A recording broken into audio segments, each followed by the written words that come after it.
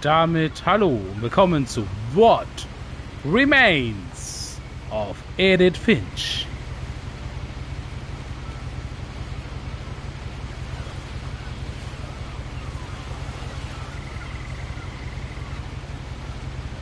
So, es geht sofort los.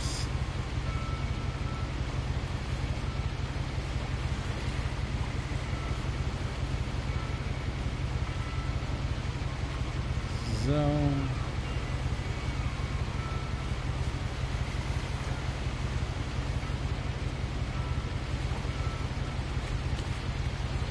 Ja.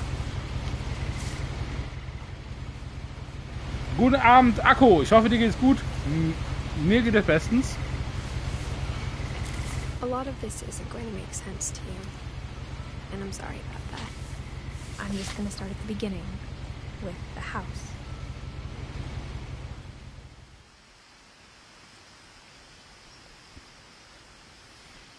So.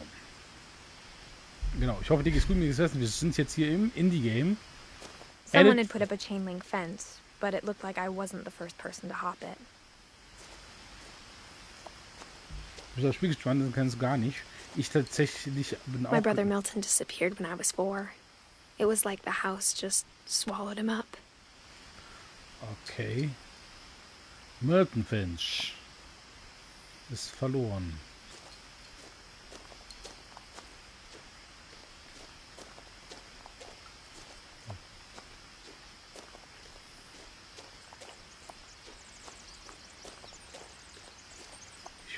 Rennen, also das L1. I lived here until I was 11, but I wasn't allowed inside half the rooms.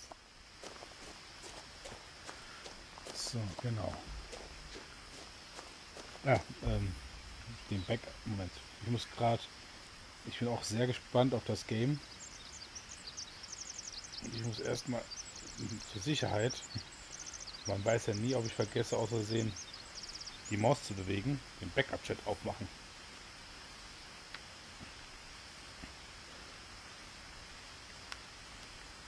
So. Schöne Blümchen.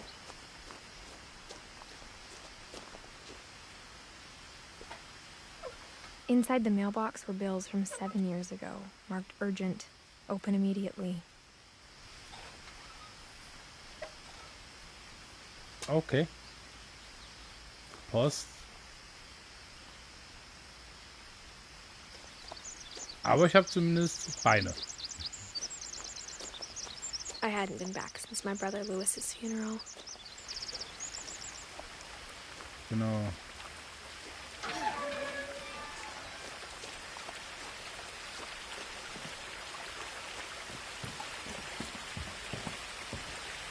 Okay, runterfallen kann ich nicht.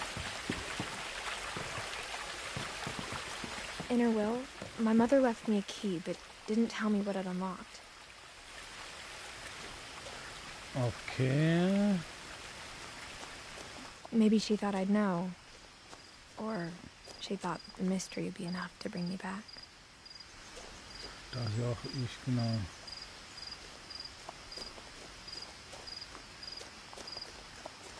The Finches.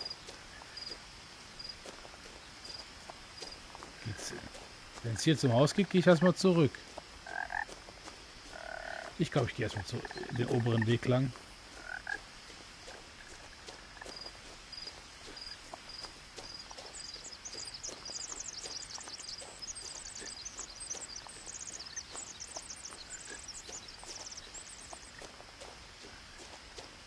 Sieht auf jeden Fall schön aus. No one had driven this way in a long time, but I saw a few hoof prints.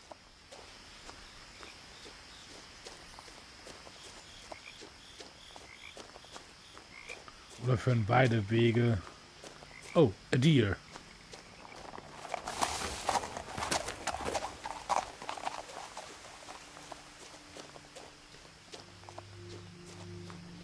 Okay. The truth is, even after I inherited the house, I never thought I'd come back to it. But now I had questions about my family that only the house knew the answers to. Okay.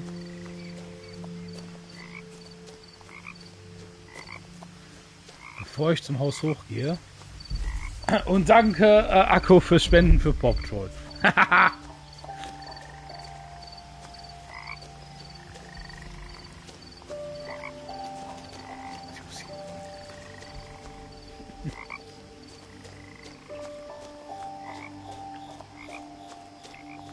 The woods around the house have always been uncomfortably silent.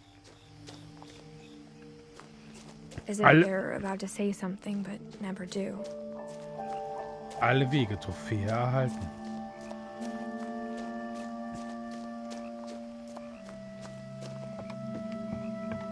Ich überlege gerade, was sind das hier für Blumen?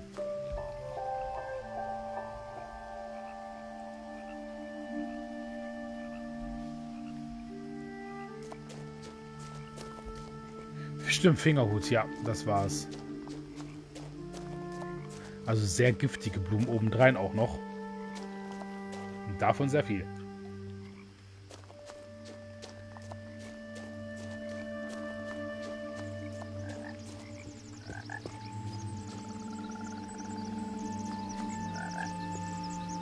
Okay, ich kann nach da nicht weitergehen.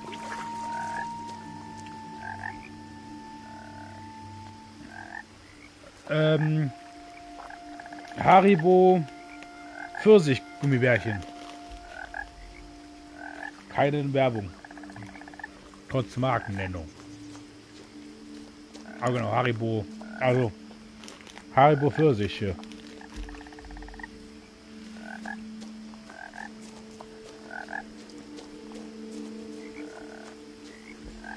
Ich habe kein Zuhause. Verdammt! Nein!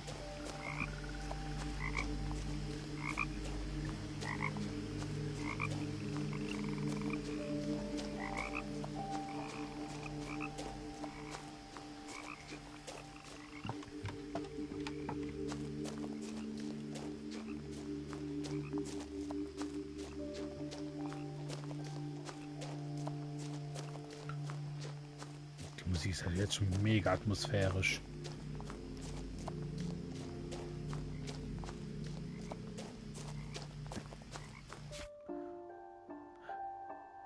Okay, also ich habe heute mein Lebensmittel bekommen, aber natürlich habe ich nur gesundes Zeug bestellt. Gummibärchen gehe ich dann selbst einkaufen. Die sind ja nicht schwer, stimmt. Okay, hier haben wir einen Stammbaum. Und wir sind Edith. Wir sind Edith. Edith Finch.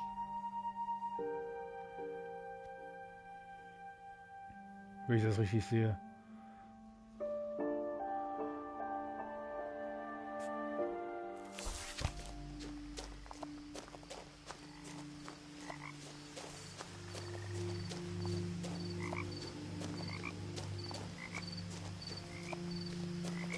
Ist übrigens kein Horror-Game, wie ich ursprünglich gedacht habe, dass ich mich irgendwie verlesen. The house was exactly like I remembered it. The way I'd been dreaming about it.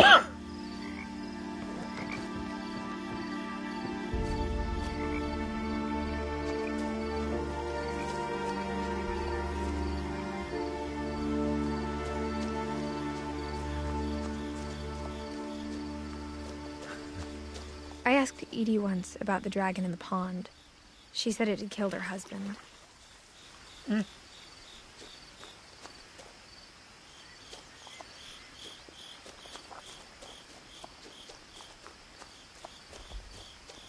Ein Adventure-Rätsel-Game. Nee, Moment. Ein Adventure-Rätsel-Indie-Game. So rum, laut Twitch.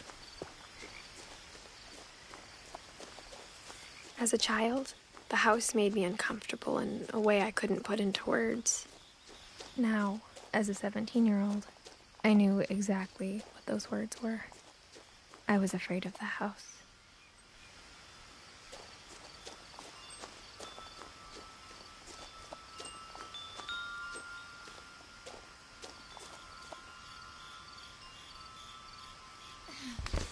Nein, stopp! Zurück! Crawling through the doggy door used to be a lot easier when I was 11. Heute hatte ich bei Cyberpunk die verstörende Nebenquest mit der Kreuzigung. Ja. Kann ich hier wieder raus? Verdammt.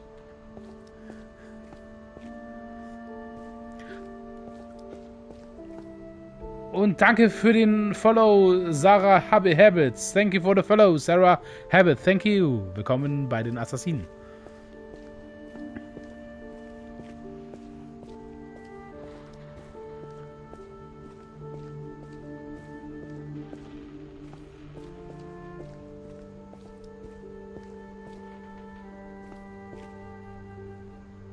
The power had been turned off the night we left.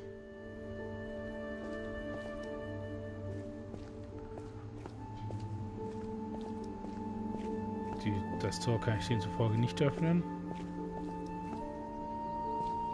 Ich wollte eigentlich durch den Haupteingang rein. Verdammt. Wir mögen die gleichen Spiele. Habe ich bei Instagram gesehen.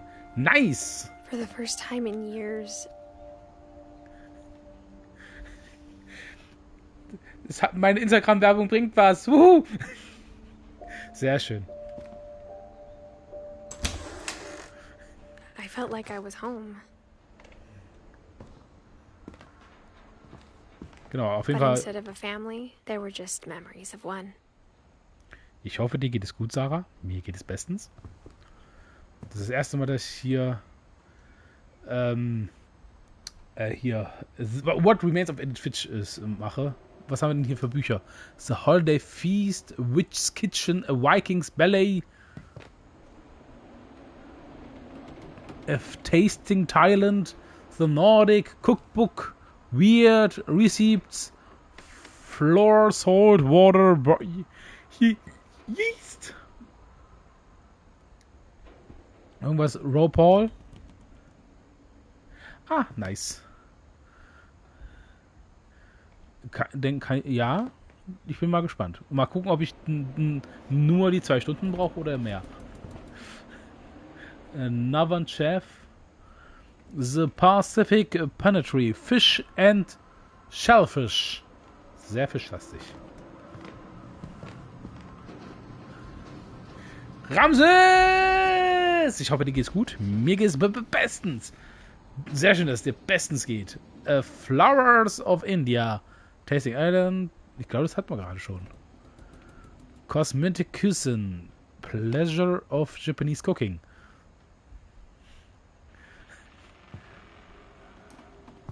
Like how after Louis started working at the cannery, we all got sick of eating salmon. Except our cat, Molly. Eigentlich geht's mir gut, wenn ich nicht krank bin. Das ist doch dann die Hauptsache. Was haben wir denn hier? Apple Pie. Und ganz viel Thunfisch. Und genau, gute Besserung, Sarah. Nothing in the house looked abnormal. There was just too much of it. Like a smile with too many teeth. The table was still a wreck from the night we left. Okay. My mom was the only one of us who could imagine Great-Grandma Edie living in a nursing home. It was like a bomb had gone off, killing everyone but sparing the furniture. Okay. Aber sie haben schon mal einen Flachbildfernseher. Okay. Ich kann Even mit the fireplace had a story. Edie told me the bricks came from the original house, after it sank. Okay. Und danke für den Gifted Sub an Akku für Sarah. Dankeschön. Ja, ich würde mal sagen, dieser Fernseher steht sehr instabil. Ich weiß jetzt nicht, wie es hinterm Fernseher aussieht, aber das sieht für mich nicht stabil aus.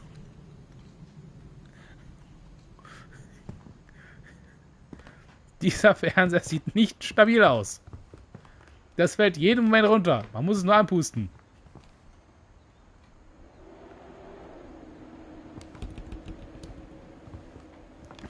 aus.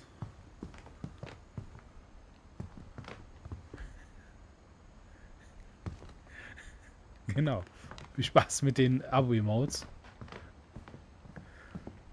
Genau. Nun bist du eine Assassinen-Novizin.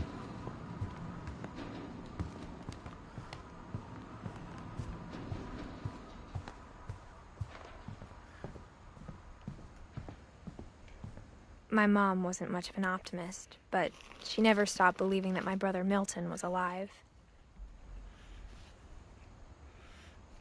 So ist es.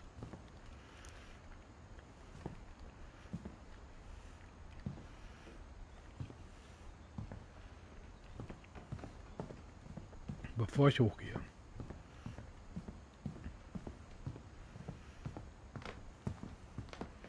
Was haben wir hier denn?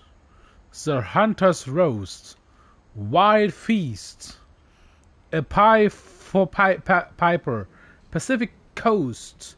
From Cove to Stove. The Holiday Feast. Which Kitchen is more... Okay, aber die Cosmic Cuisine, die haben sehr viele Sachen doppelt.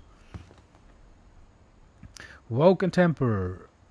The Pleasure of Japanese. The Book of Mushroom. Made of Meat. A Good Table.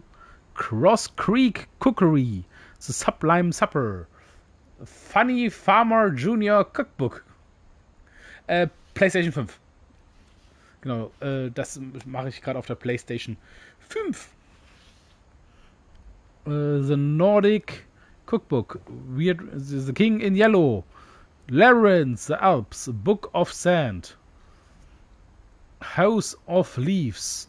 The Library of Babel. The Book of Wonder. So. Moment. Ah, nice. Auf der Switch. 51 Tales. The Curse and the Wise Woman. The Weird. Gravity's Rainbow. Swedish Folk Tales. East of the Sun and West of Moon. Und wie du vielleicht merkst, ich schaue mir gerne Sachen in Spielen an. Und sonst spiele ich nach dem Prinzip ohne Nebenquest, ohne Fragezeichen, was zum Erkunden erstmal machen. 1 Milliarde Jahre später dann die Hauptquest. The North Myths. Seeing a...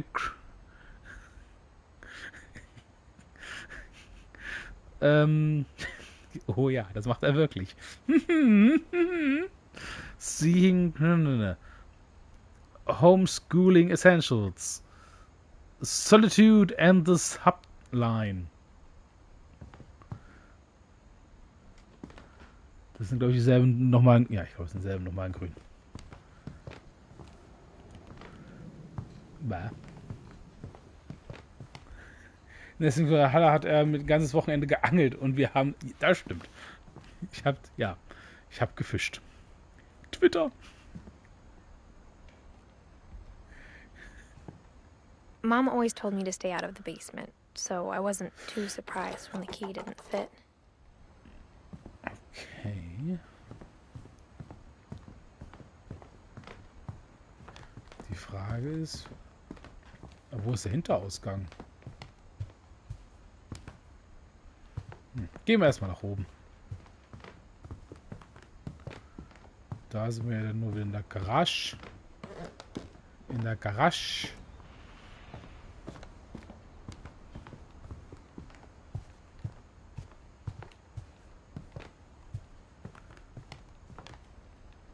Ein Orca. Pulled Market. Da haben wir. Auf jeden Fall lieben die es zu angeln. Und sie haben Streichinstrumente. Das ist eine Geige. Das ist, glaube ich...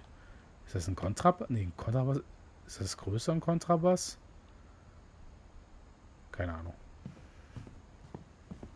Oh. Okay. After Milton disappeared, Mom sealed up all the bedrooms. Then Edie retaliated and drilled peepholes. Bratsche. Ah, dann war es das ist vielleicht eine Bratsche.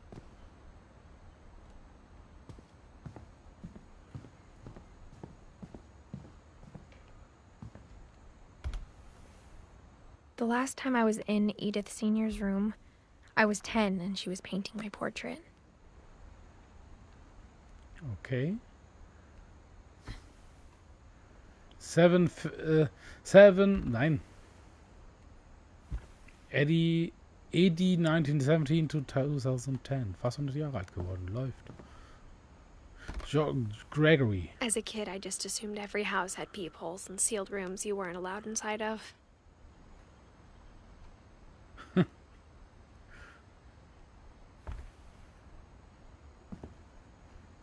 Calvin. My Grandpa Sam spent 7 years sharing a room with his dead brother, Calvin. Okay. Kann ich dann Moment, kann ich unten noch durch die eine verschlossene Tür gucken? Mann, geht die langsam.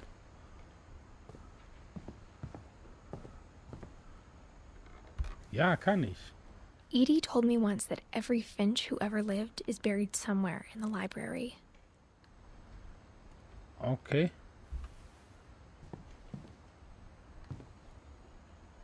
Sonst hatten wir keine verschlossenen Türen hier, oder?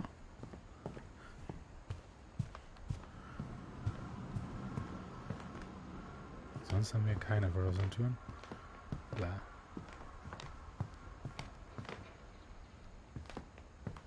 Ja, stimmt, der Strom ist ja aus.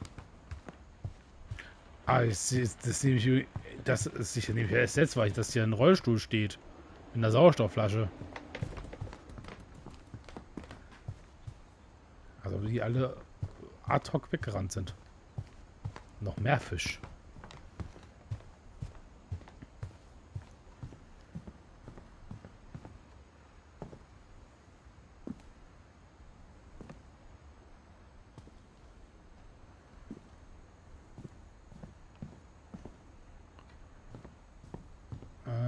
Molly. Molly always seemed like a girl I could imagine being friends with, if she hadn't died in 1947. Suboptimal. Mit 10 gestorben. Naja. Oh.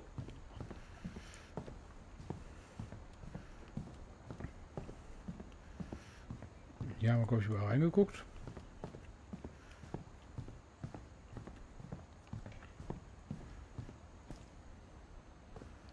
Mom must have locked the third floor stairs on the night we left.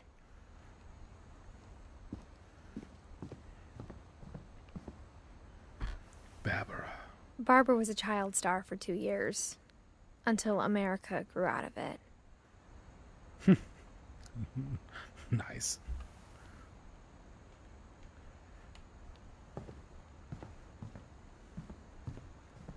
Jetzt kommen wir wahrscheinlich in ihr Zimmer. I spent a lot of time playing in Great Uncle Walter's room. I think my mom sometimes regretted not sealing it up.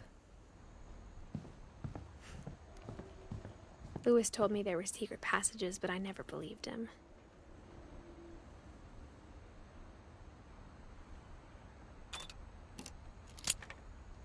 Tada! Turns out, my mom was really good at keeping secrets. Now it was time to find out what my mom had been afraid of.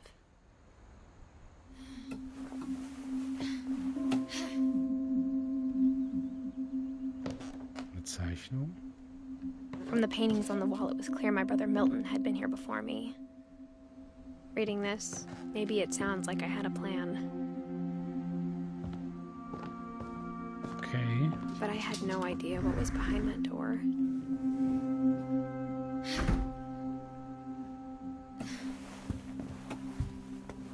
Just like I had no idea where all this was gonna lead. Molly. I grew up looking at Molly's room through the peephole.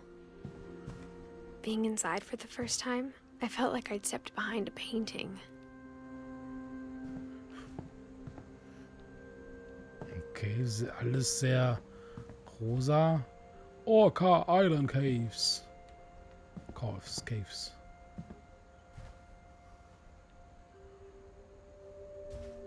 Tagebuch. Die Tür kann ich nicht öffnen, okay. Von da kommen wir. Okay. Ah, Moment. Molly's gerbil had a tiny bedroom with its own even tinier gerbil cage.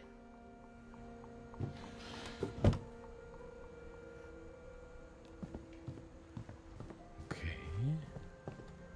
So. Okay,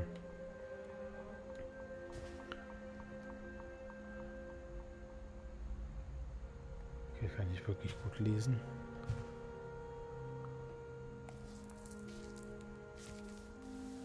December 13th, 1947. Dear Diary, I'll be gone soon, but I wanted to tell somebody about what's gonna happen. It started when Mom sent me to bed without dinner. I woke up and I was starving, so I looked around for something to eat. Danke, Sarah. Danke fürs Dabeisein. Schlaf gut, träum was Süßes oder was auch immer. Bis zum nächsten Mal. Tschüss.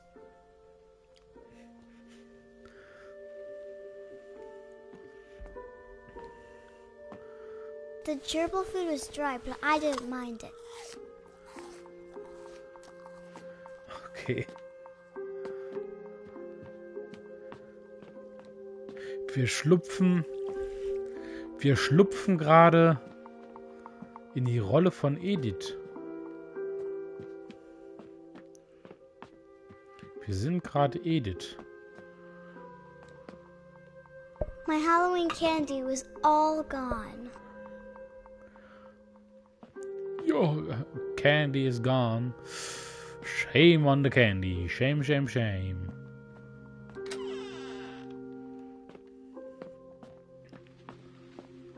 I kept eating and eating. Zahnpasta? Boah! Ernsthaft? Sie hat Zahnpasta gegessen. Ich bin H. Ha. I ate a lot of things that night.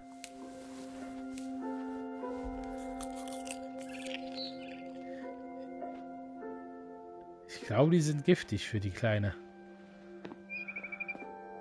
Then I heard chirping outside my window.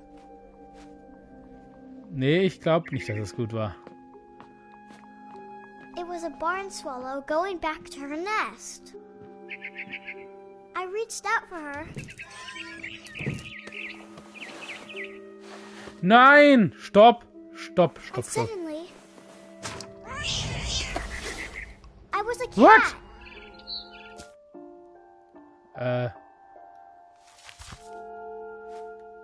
What?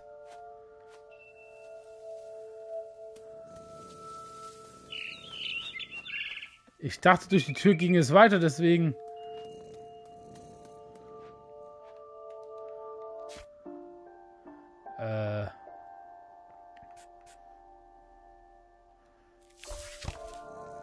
Ich wollte eigentlich noch durch die Tür gehen. Dann halt nicht.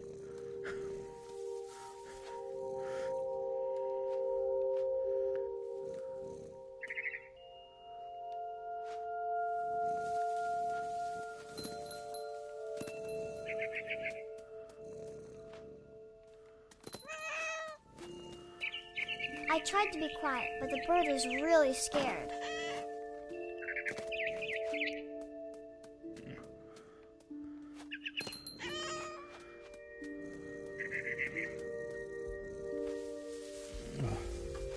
Maus bewegen. Leertaste drücken.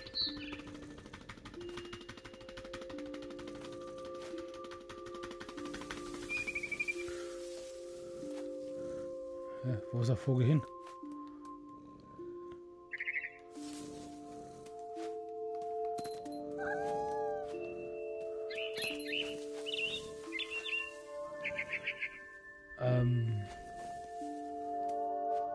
Mom and Dad didn't even look at me.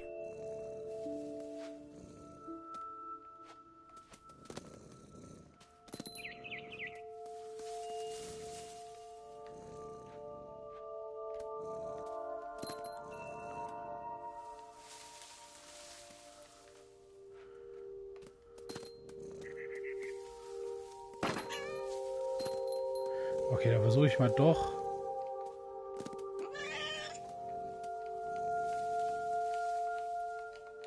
Okay, da komme ich nicht mehr rein. Okay.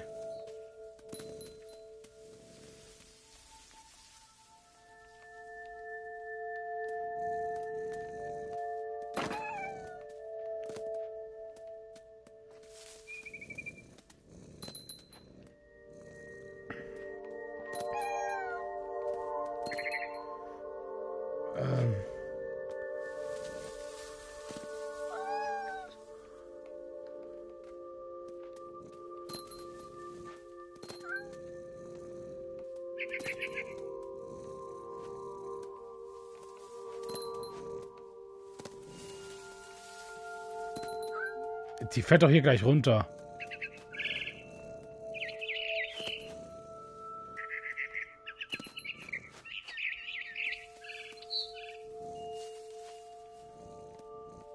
I jumped and I almost got her.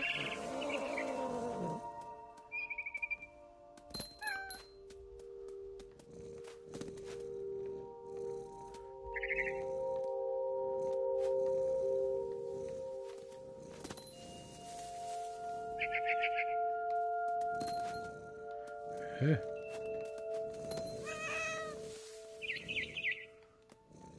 I could tell she was getting really tired.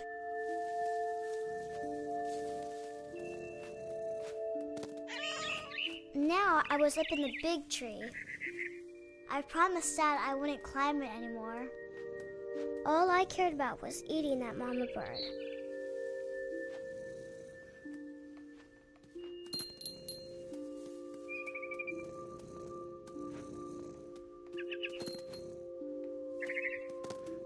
Ich habe kein gutes Gefühl gerade. I gobbled her up. And suddenly, I was an owl. First, all I heard was the wind. Then I heard little teeth nibbling in the grass.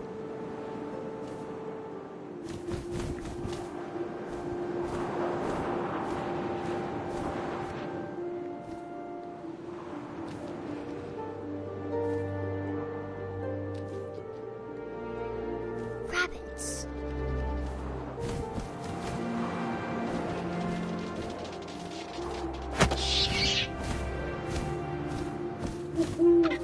I imagined his face looking up and seeing mine through my talons. I swallowed him up, and I didn't chew one bit. Then I flew off to find something bigger. What?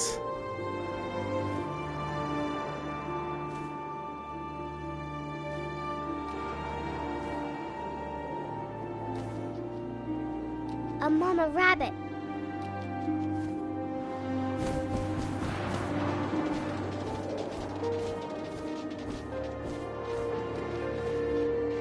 Da bleiben ja die gesessenen Mandeln im Halse stecken, ja?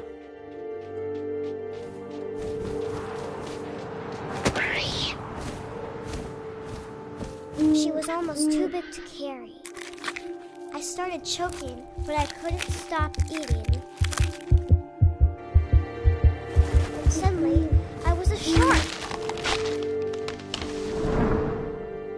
What?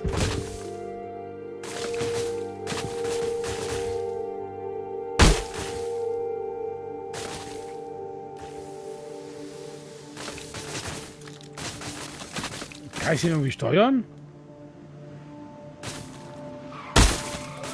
I rolled off the cliff and into the ocean. Now, I was hungrier than ever. Was?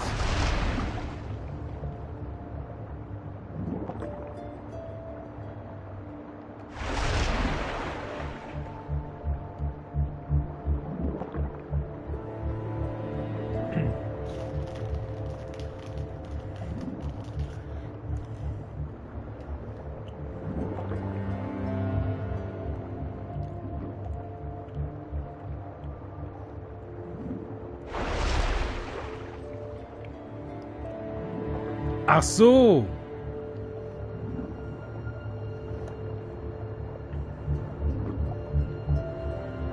Ich kann auch runterschwimmen.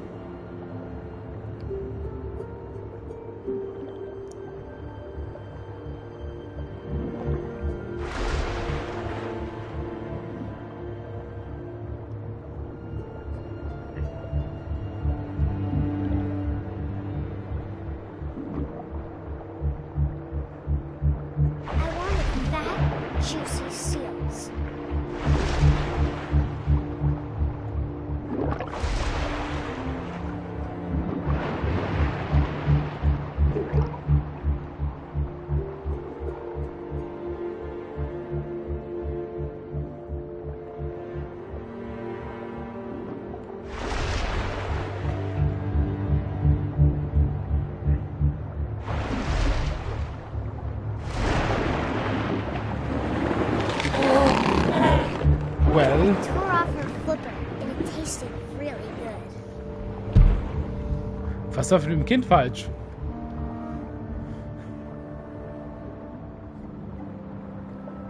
Beziehungsweise eine lebhafte Fantasie hat das Ding ja.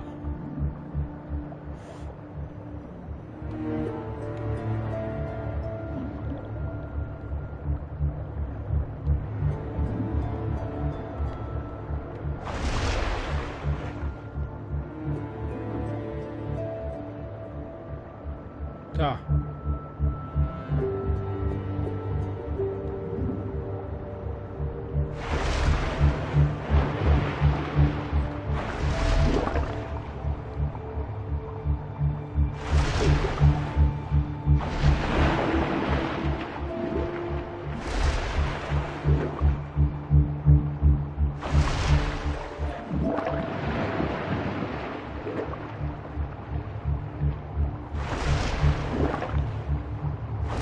Grabbed on tight. But I was so hungry, I jumped out of the water. When I opened my eyes, everything had changed.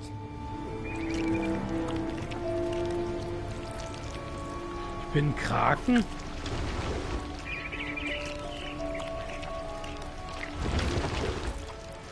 Now I was a monster, and I smelled people everywhere.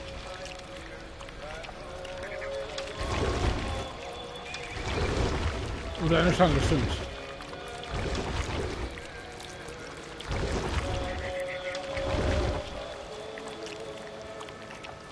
I was big, but I moved real quiet.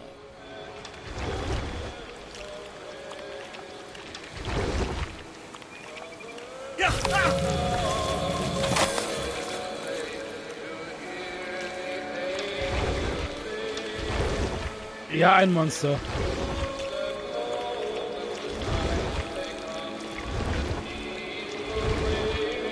I wanted to stop, but also I didn't. Was? Hallo Basti, ich hoffe dir geht's gut, mir geht es bestens. Wir sind hier gerade im Indie-Game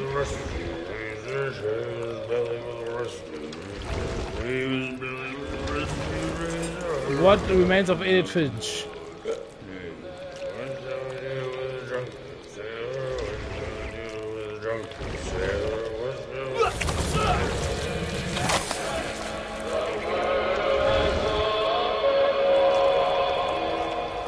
Wir sind gerade im Jahre 1900, keine Ahnung, 44 oder sowas, sind ein Kind, welches ein Monster wurde, zwischenzeitlich eine Katze, Eule und Hai war. Sehr schön.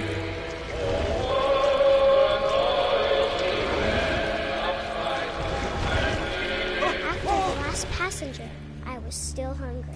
To cross the water, I smelled something new. Something I had to have, so I swam towards it.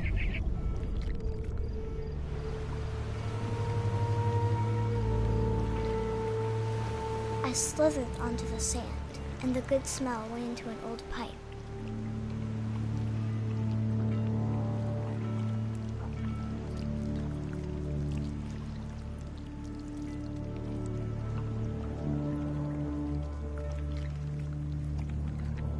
What?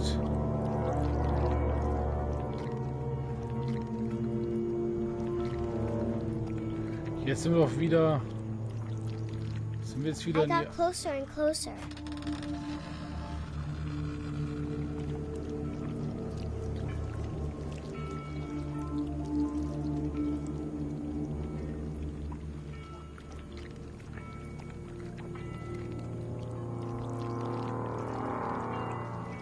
Wow.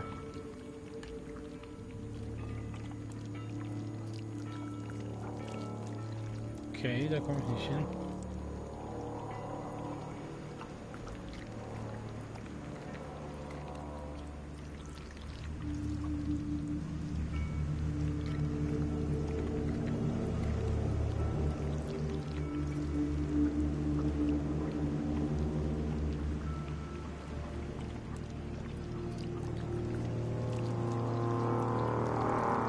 Ich weiß gerade nicht, wo ich hin soll.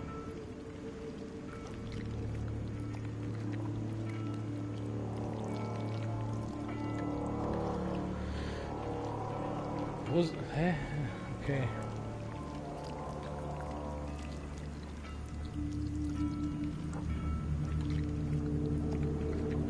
Vielleicht unter das Bett.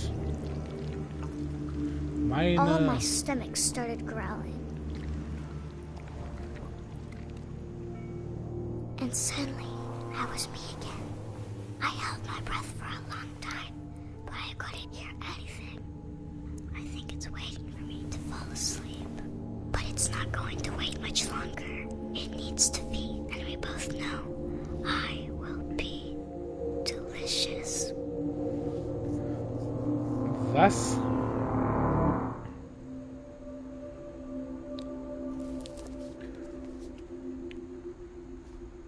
What?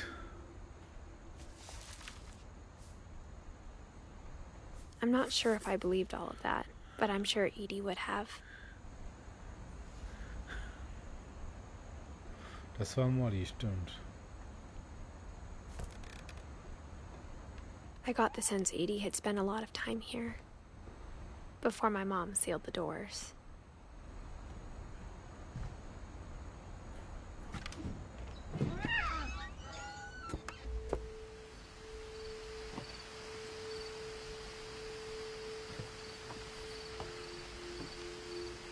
Okay, auf was kann ich nicht?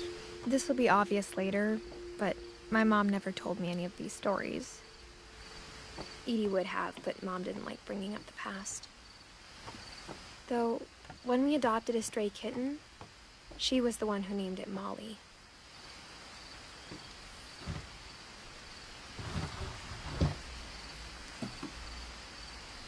I spent a lot of time in Great-Grandma Edie's room.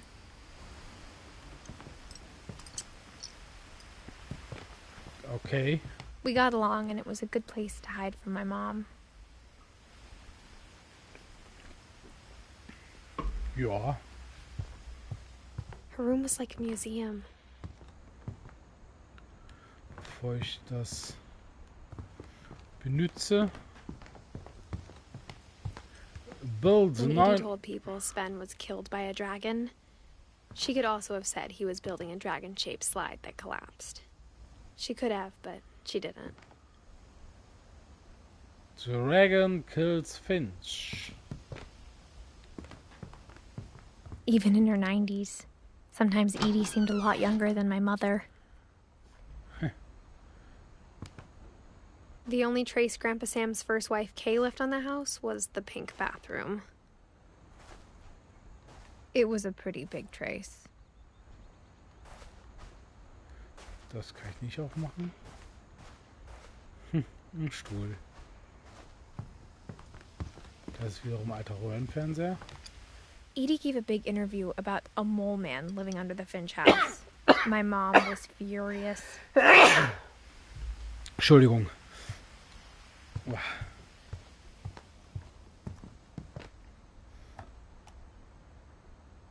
For 500 years, the Finches have been famous throughout Norway for their fortune and misfortune.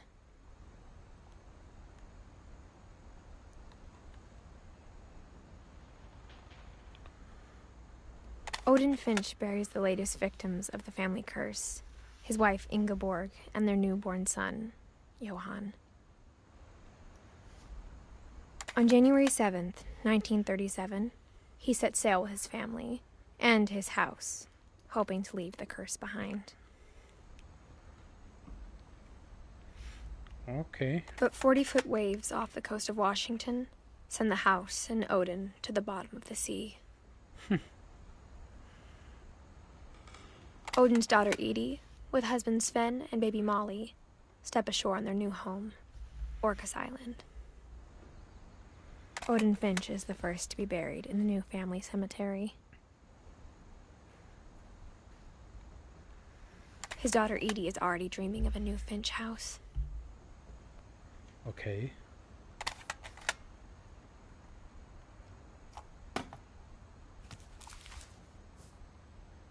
Whatever's wrong with this family, it goes back a long ways.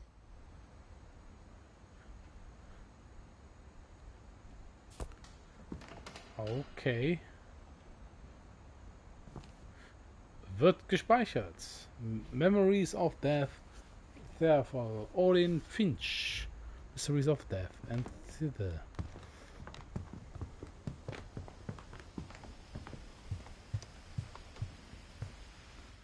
I hadn't thought of myself as Edith Jr. for a long, long time. Okay.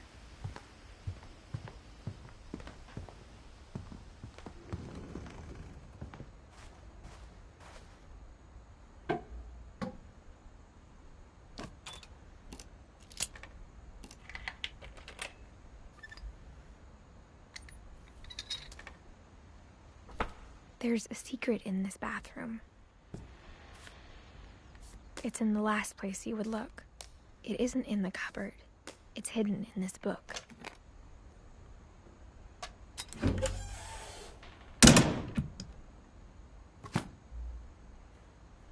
Okay.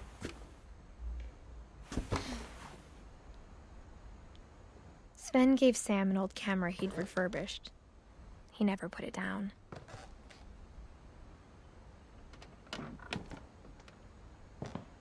Okay.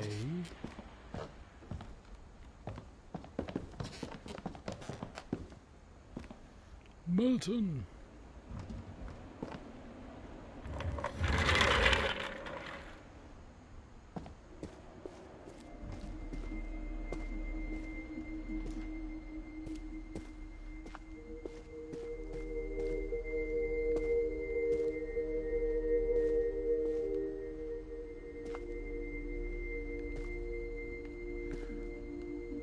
Ah, die beiden Brüder.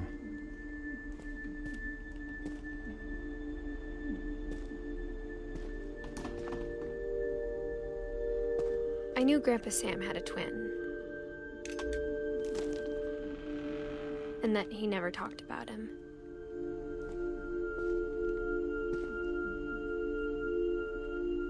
Ja, ich muss nach da oben, ich weiß.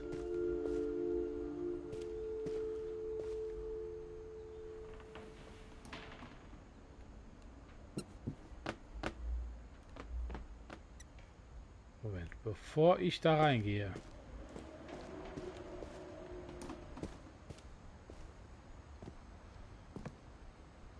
I guess my grandpa didn't like history any more than my mom did.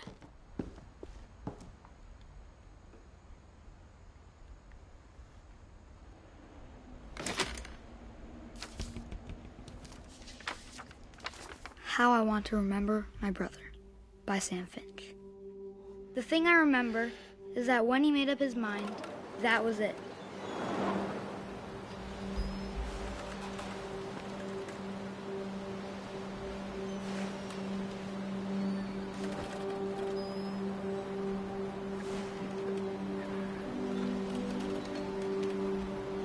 Ah, ich muss das mit beiden Sticks My brother machen. said he'd die before he ate another mushroom. And he did. At Barbara's funeral, we swore we'd never be afraid again. And he wasn't. Oh nein, er I springt think doch Calvin gleich. always wanted to fly.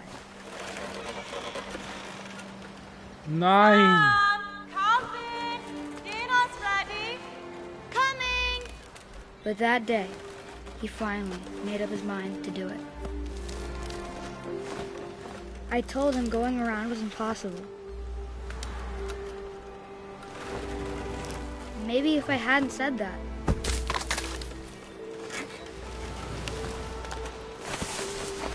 Calvin, Fuck. I'm not gonna tell you again. Maybe if the wind hadn't picked up. Fuck. Ich habe gerade ganz böses Gefühl in der Magengegend. Then maybe he'd still be here. But I doubt it. I think he'd already made up his mind.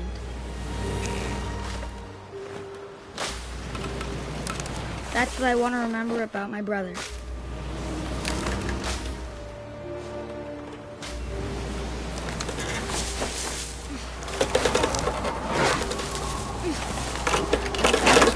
The day he made up his mind to fly. Fuck. And he did.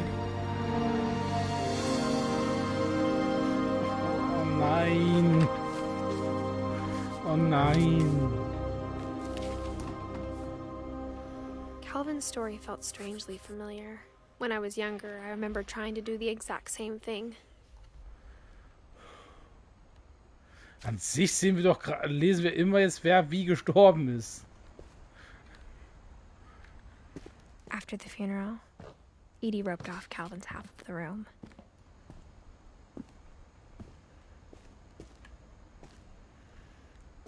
September 61.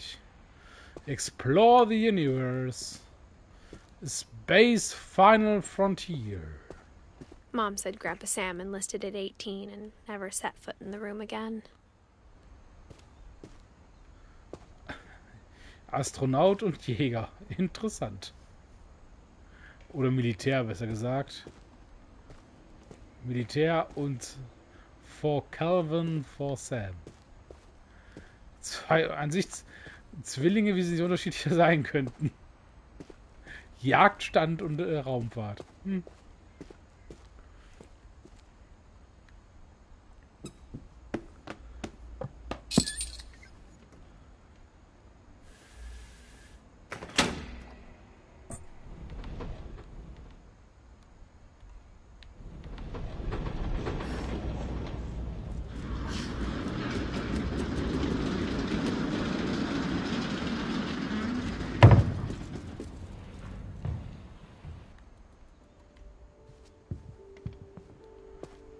Ich will einfach nur nichts übersehen hier, deswegen.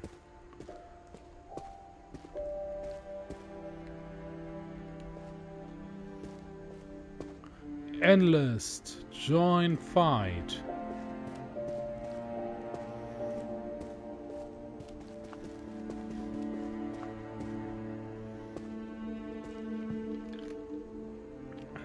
The passages were a pretty tight fit. They'd obviously been built for smaller hands and bellies.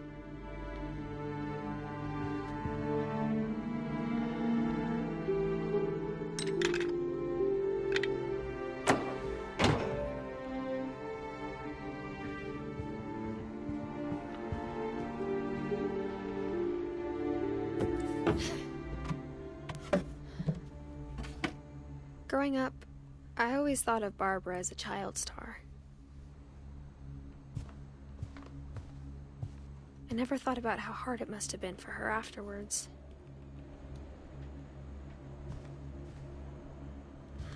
Ja. Vor allen Dingen, wenn die Eltern versuchen, zwanghaft die eigene Tochter wieder zum Star zu machen.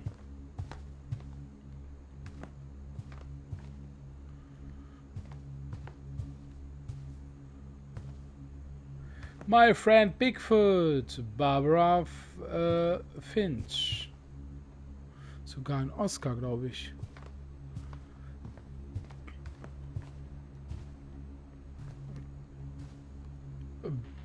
Bob Street.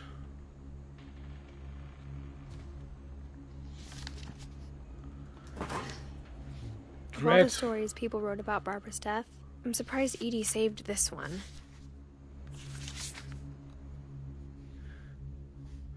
Das Überraschen endete. Oh, Jack here with another ghastly tale inspired by America's most unfortunate family.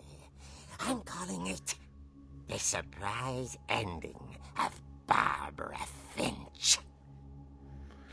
85 Cent. As a child star, Barbara was famous for her scream. Now at 16, she was all washed up. A has-been. But in a lucky break, she'd been asked to perform her signature scream at a local convention for monster movie fans. It was just the boost her career needed. Unfortunately, her scream hadn't aged well. Getting better. I think you just need the right motivation. Her biggest fan and current boyfriend, Rick, was about to demonstrate when... Now that was a great scream. It was Barbara's father, Sven. He'd slipped into a table saw and had to be rushed to the emergency room. So Barbara got stuck babysitting her youngest brother, Walter. Her convention comeback. Hallo Tilly, ich hoffe, dir geht's gut. Mir geht's bestens. Wir sind hier gerade, ich glaube, gefühlt noch sehr am Anfang von Edith Finch. Was bleibt von Edith Finch? Was cancelled. Okay, I'm hearing frustration, but I'm not hearing terror. What if I tried... A gang of hoodlums in Halloween masks have been terrorizing Orcas Island tonight. Police are urging residents to... That came from the basement. You're right! Also, I loved your delivery on that. Why is your basement door locked? Because my dad likes making puzzles and secret passages. There's a key hidden in the music box. The secret is to keep winding and winding until finally the key pops out. Thanks, babe. I'll be back in a sec. 20 minutes later, Rick hadn't returned. So Barbara went to look for him, right on cue. She reached for the music box. Das mache ich gerade. Found the key. She listened for Rick, but the house was silent.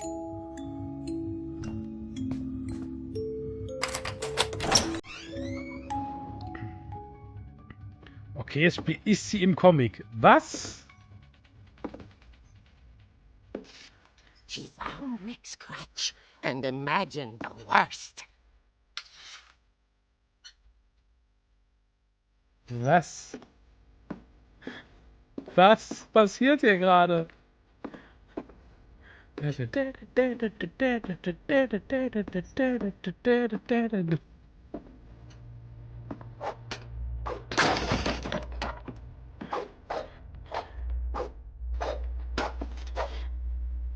Genau, und dann noch diese Musik.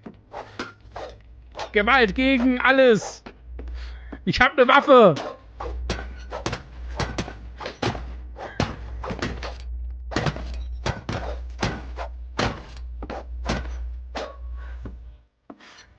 Komm mir nicht zu nah, ich habe eine Waffe!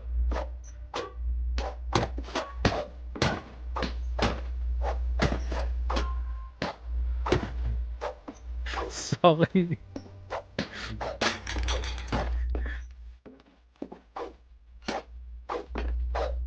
Ich mache genau das, was man eigentlich gerade nicht machen soll. Aber es macht Spaß. Tommy, Gewalt ist keine Lösung. Ich weiß, aber es macht Spaß. Und ja, irgendwie schon.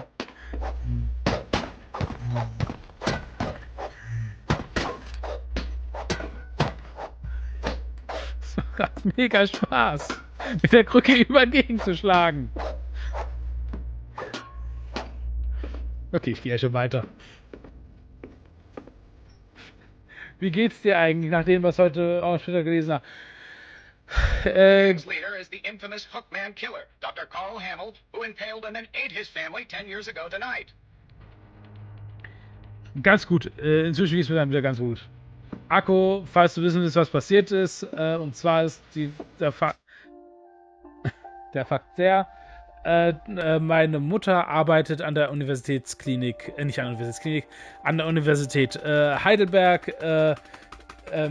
Heute gab es einen Amoklauf an der Universität Heidelberg, aber nicht da, wo meine Mutter arbeitet, sondern im Neuenheimer Feld, im Klinikum, also ganz woanders.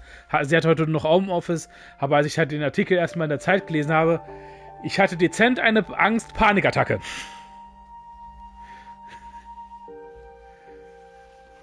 Ja, ich spüre den auch ein bisschen immer noch. Genau, also ich habe meine Mutter angerufen, sie ist sofort rangegangen, hat gesagt, heute Homeoffice, aber ich war erstmal... Und ja.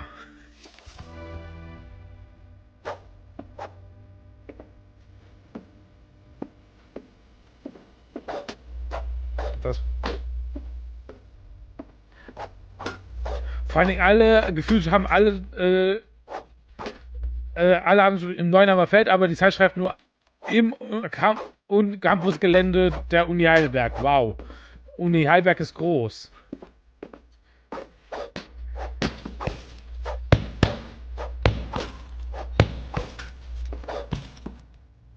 Weil die Zeit war es halt das erste, wo ich es gelesen habe.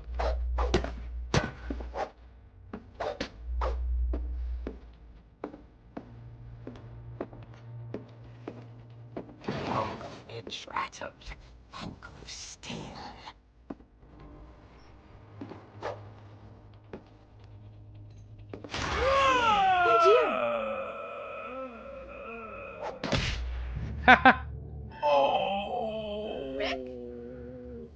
Barb, relax. I was just trying to scare you to help you find your scream. Well, I'm not scared, Rick.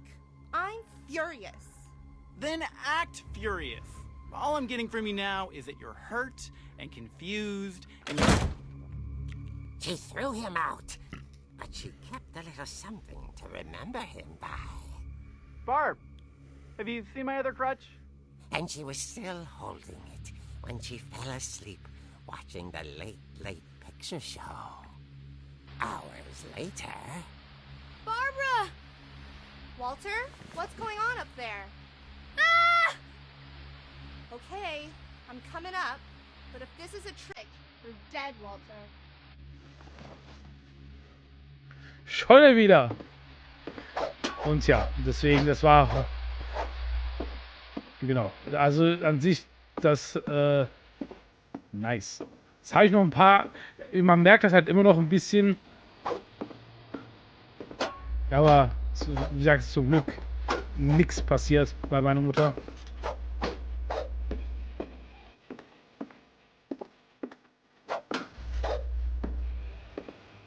Ich spiele es einfach im Comic.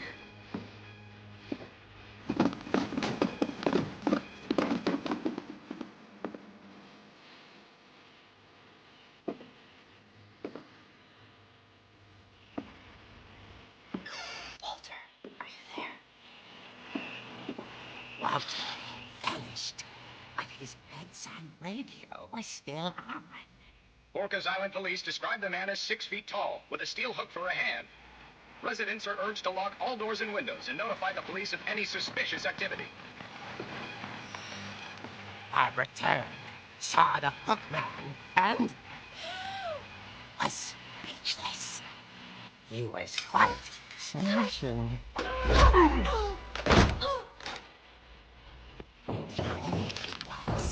He couldn't get enough of Barbara. Okay, Barbara, there's gotta be another way out of here.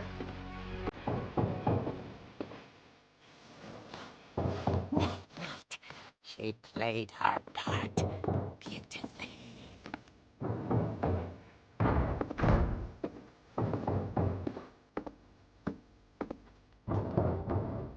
War.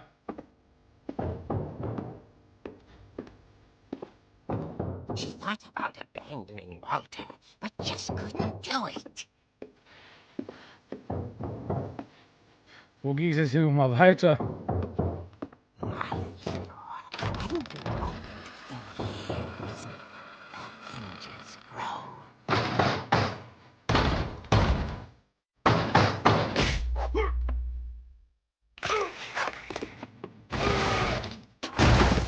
Wasn't moving, but she sensed the story might not be over yet.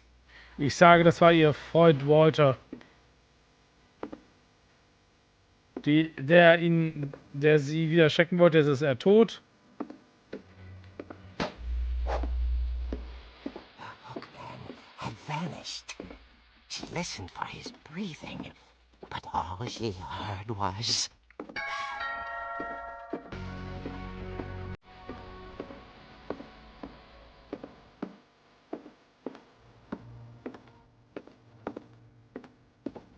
At the door, she heard whispering. It was coming from inside the house.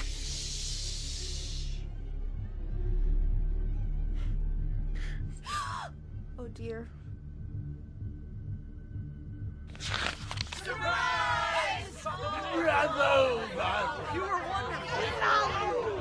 monsters had come to surprise her. For Barbara, it was a dream come true. Then she saw what kind of monsters they were, and she realized what was about to happen. She was going to be famous. And with her final breath, Barbara Finch gave the performance of her life.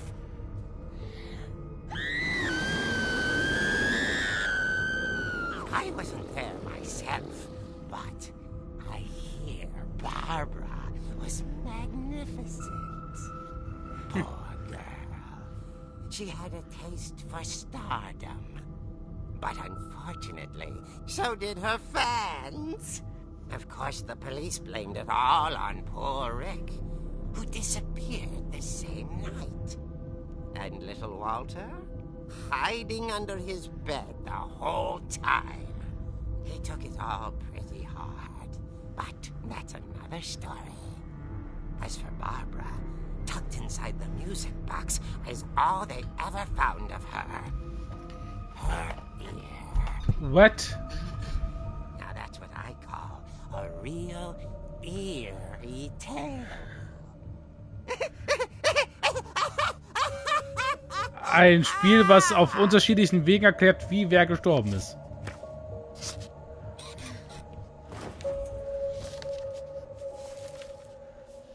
Und an sich muss man diesem... Edie told me all Barbara wanted was to be remembered, as absurd as that comic was.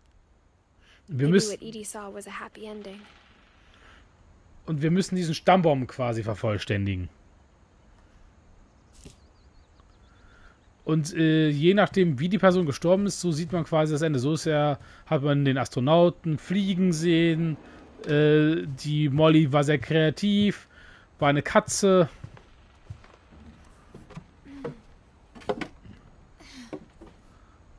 I guess now I know why Mom didn't like me playing with the music box.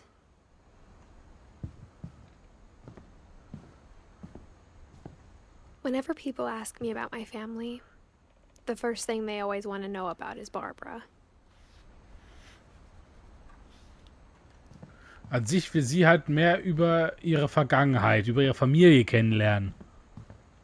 Sie weiß halt nichts.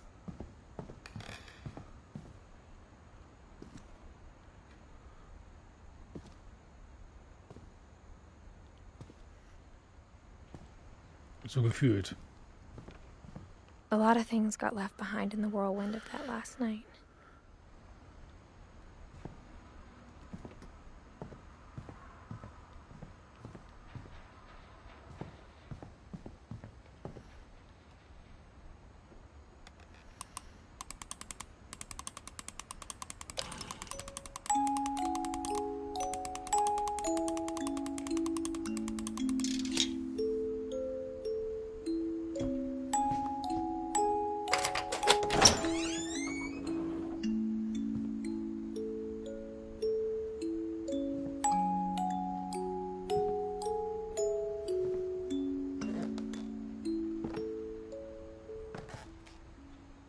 Schöne Musik.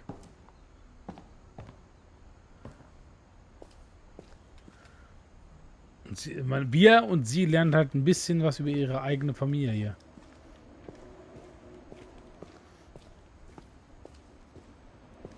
Mom said the basement was off limits, unless I wanted another tetanus shot.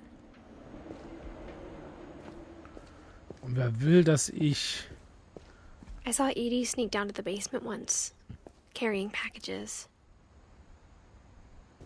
Wer will, dass ich Paw Patrol mache, kann dafür gerne spenden. I thought maybe she was hiding presents.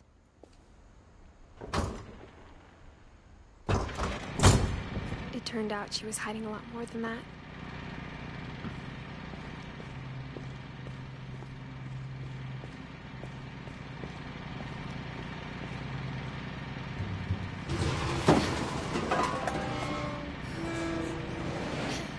Dunkel war es, der Mond schien helle.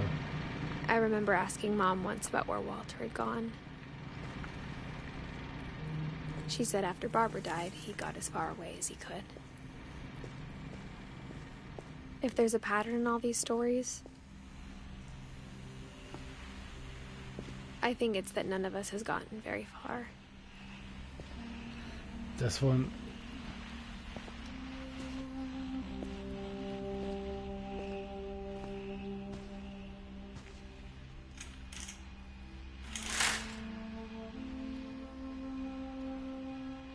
Ja. Schöne Aussicht hier im Keller.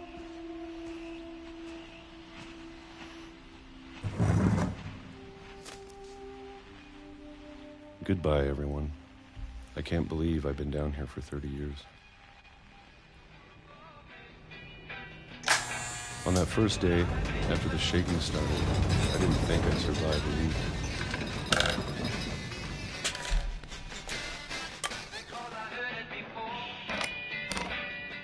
But after a few days, I settled into a routine. That's what kept me sane. Having a schedule, living for today. I always expected to be dead tomorrow. But if you wait long enough, you get used to anything.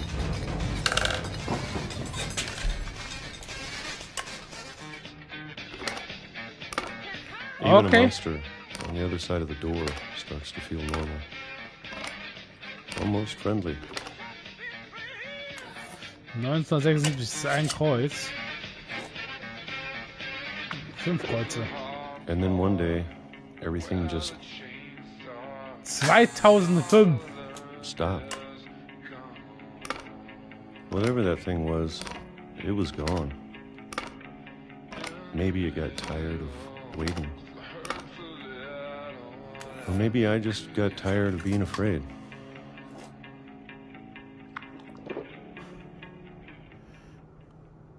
It's been a week now, the longest in 30 years.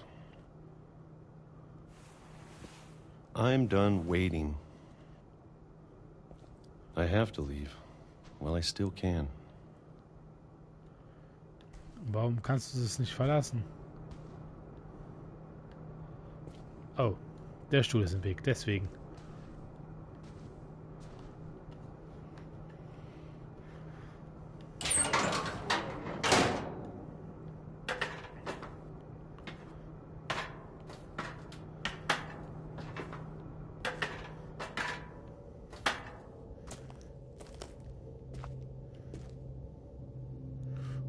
Okay.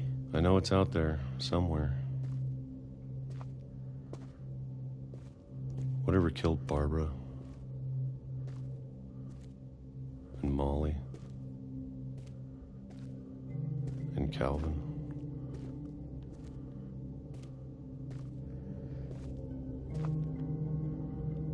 Da kann man nichts machen.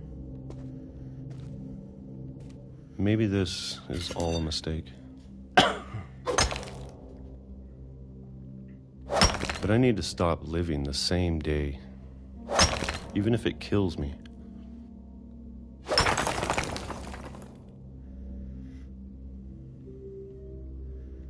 Whatever's out there, I want you to know I'm ready for it.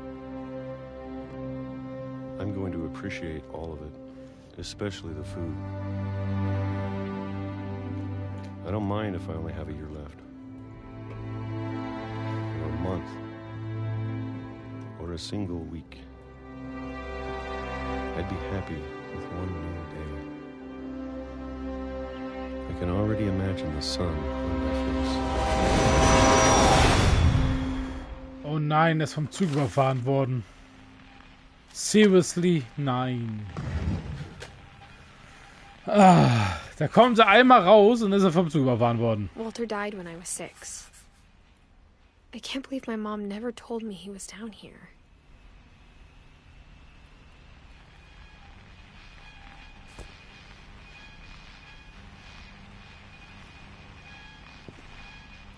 I'm sure my mom was trying to protect me.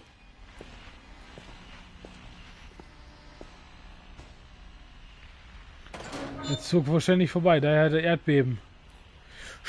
Ja, aber er wusste nicht, dass da Bahnschienen... Na gut, er sah, dass da Bahnschienen sind, als er da lang gegangen ist.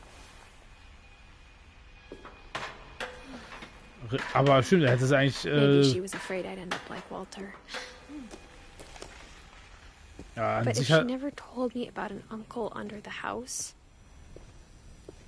I can only imagine what else she was hiding. aber an sich hast du schon recht. Er hätte eigentlich mit I den... don't want to make the same mistakes she made. Eigentlich hätte er sehen müssen mit den Schienen. Oh. Trying to bury something that's still alive.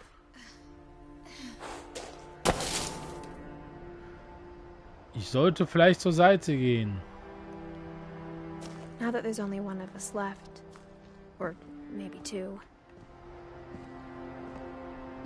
I thought it was time I heard the stories for myself and found out what happened to everyone else. But now I'm worried the stories themselves might be the problem. Maybe we believed so much in a family curse, we made it real. Walter.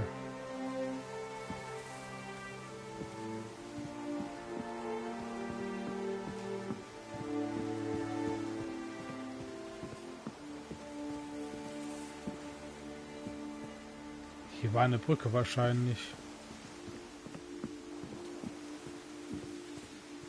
Ah, hier geht's lang. I don't know if I should even be writing this.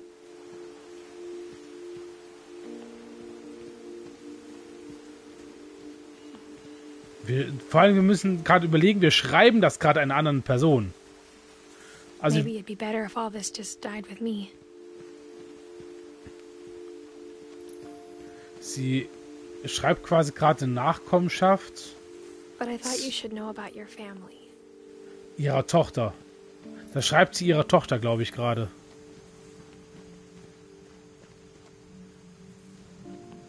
Damit And ihre... the history you're a part of.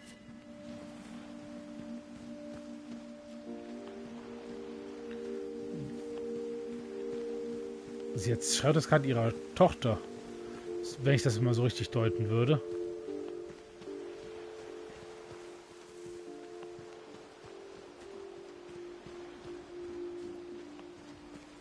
Kleine Minischritte. Though to be honest, I feel as lost as you probably do right now. I think the people in these stories believed them, for what that's worth.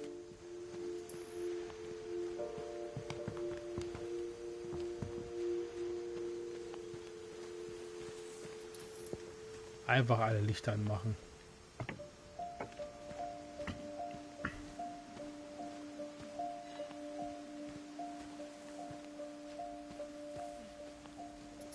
Ach, die gehen irgendwie wieder aus. I see.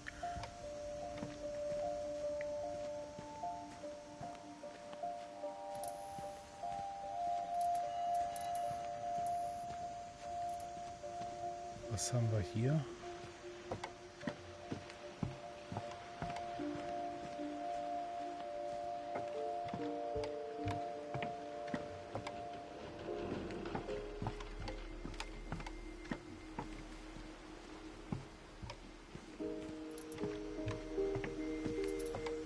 Mann, die Musik ist so schön, so traurig.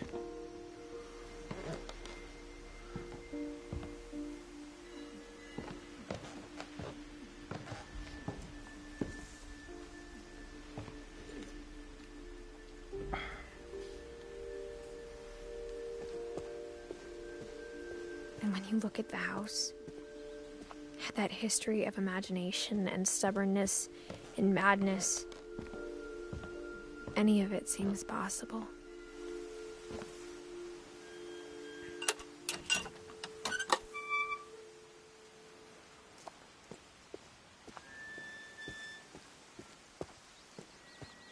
Okay.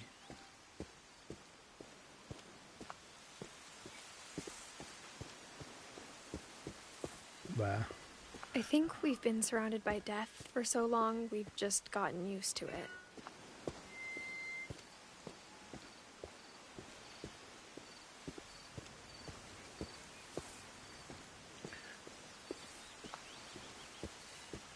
Moment mal kurz. Ah, nee, okay. Ich muss da, um nach da zu kommen.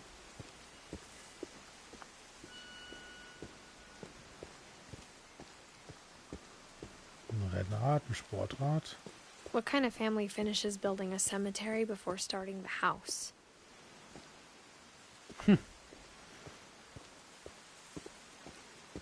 It's embarrassing for me to admit this, but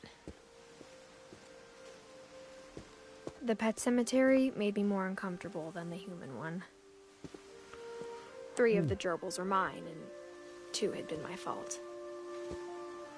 Lucy. Dupi Junior, Dupi, Bobby.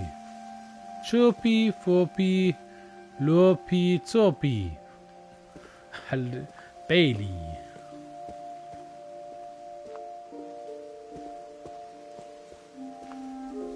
Bob, Oliver, Shadow und Christopher. Schatzi.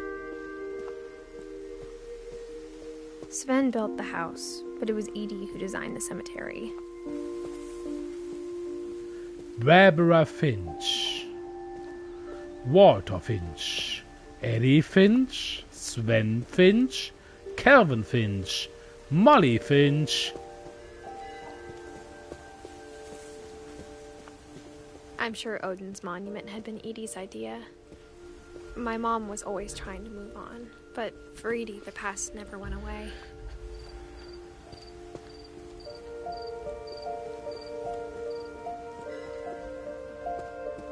She could see it poking out of the water at low tide.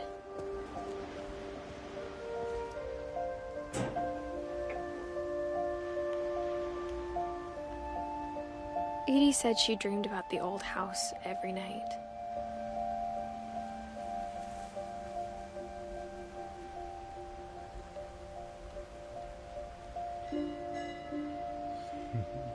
Okay, nice.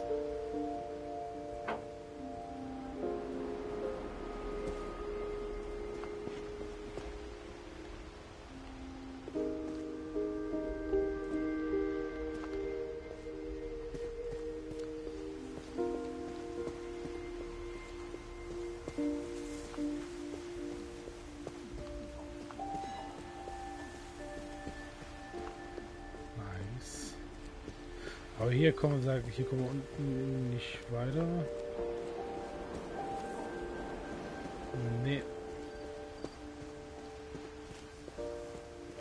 Edie's side was always easier for me to understand. But the older I get, the more I can see where my mom was coming from. Her dad had been pretty strict, but it wasn't enough to save her brothers. She was just trying to do better. Gregory Finch, Sam Finch, Gus Finch.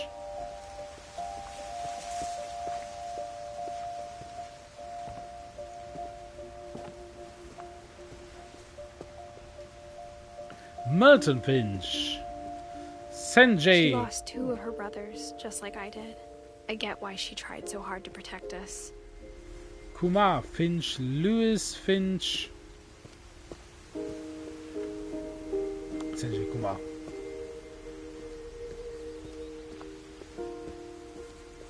There's so many things I wish I could ask my mom now. Part of me thinks this is what she wanted all along. For me to come back someday and find everything out for myself.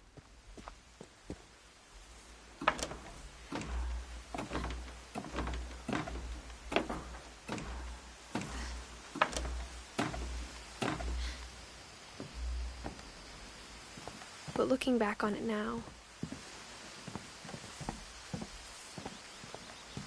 if she told me there was going to be so much climbing, I never would have come when I was 22 weeks pregnant.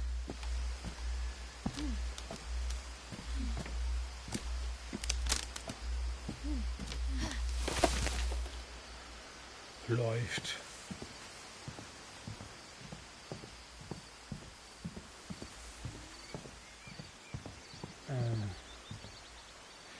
Sie schreibt es für ihr ungeborenes...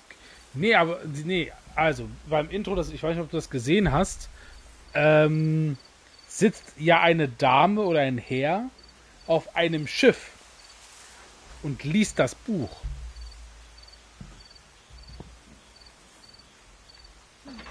I never met Grandpa Sam, but I think he and my mom had a lot in common.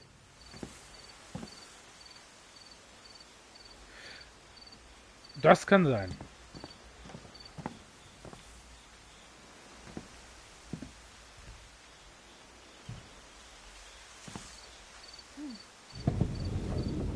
They were both pretty intense.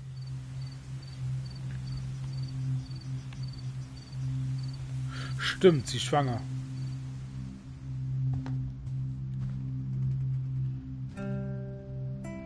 Wo du sagst, stimmt, sie könnte schwanger sein. Oder sie ist aller Wahrscheinlichkeit nach schwanger, stimmt.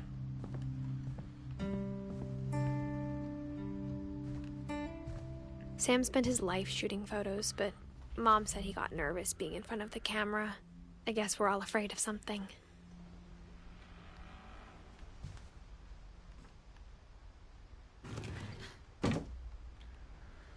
Nein, stopp. Zurück.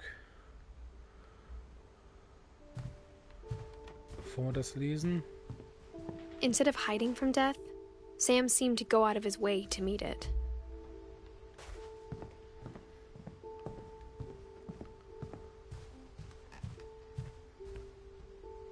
Kai.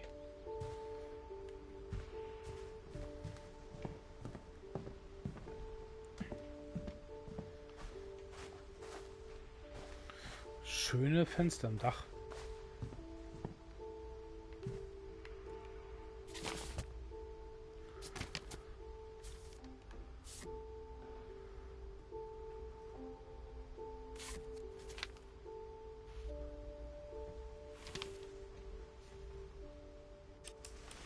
Dawn, I promise, you'll never forget this weekend. Yes, sir. These memories are gonna last a lifetime. Mm-hmm. Am I gonna have to shoot anything? It's a hunting trip, Dawn. Shooting is strongly encouraged.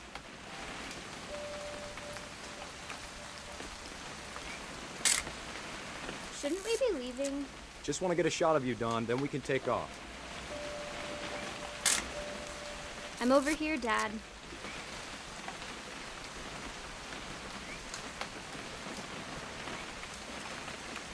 What? Perfect. It's gonna rain the whole weekend, isn't it?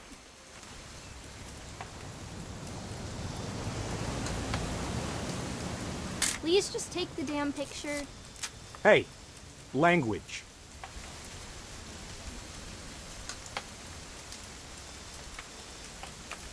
Did you want to get a picture of me or what?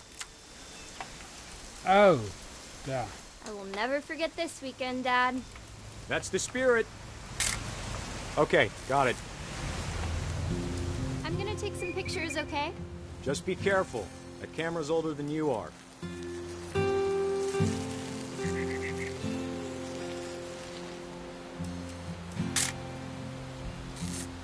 Definitely should not have drunk all that coffee.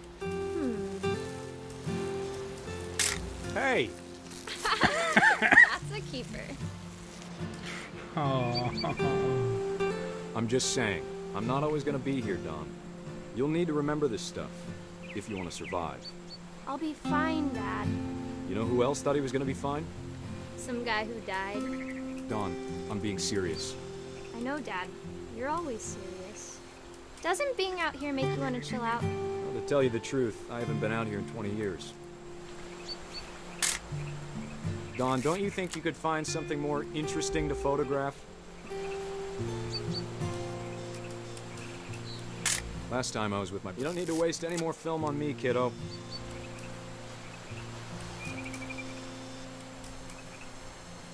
Your grandpa Sven taught us how to fish, how to build a fire. We found an old logging trail. There were deer everywhere. Dad! Good eyes, Dawn.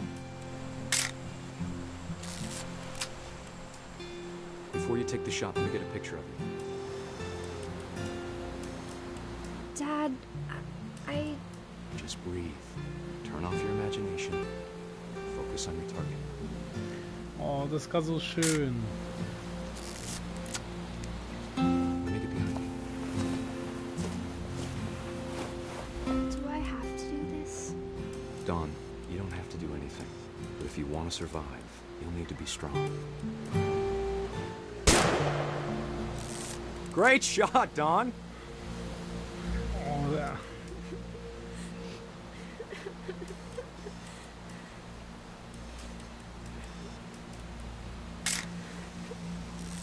I'm proud of you, Dawn. Always remember that, okay? Was? Dad, it's twitching. I think That's it's totally normal, Dawn. Just focus on the camera. Try not to think about... Dad! Oh, fuck. The day he died.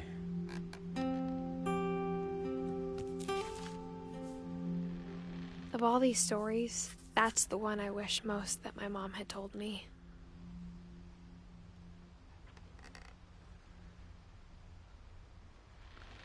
The day he died. Uns fehlen aber auch dann noch Sven, Eddie. Also da unten fehlen uns noch Sven und Eddie und oben noch und oben drüber direkt Kai.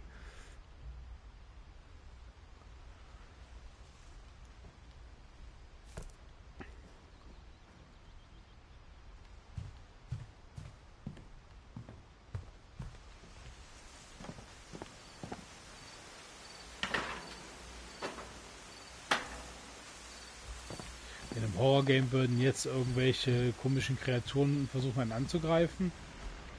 Oder in Alan Wake wären irgendwelche Schatten da, die einen umbringen wollen.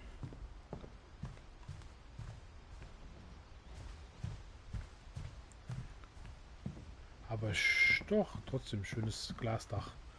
Schwer zu putzen, aber schönes Glasdach.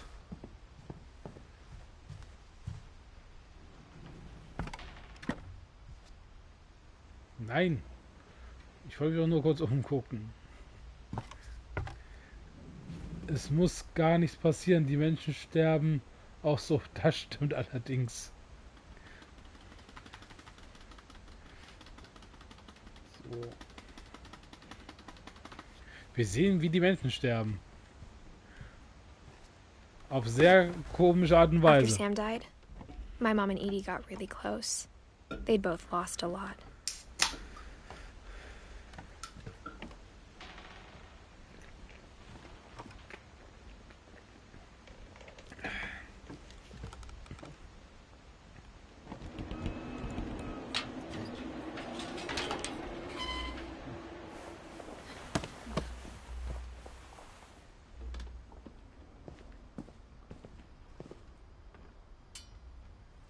Jeffrey.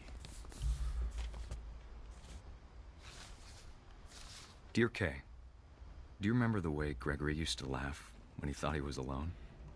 Like something funny was happening, but only he could see it.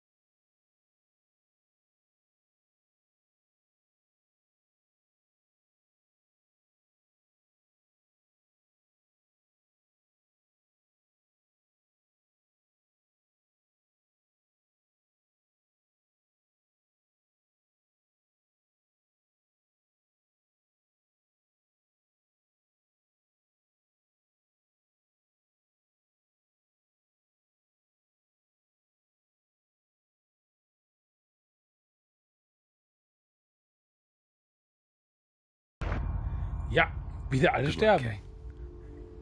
Love, Sam. Quack.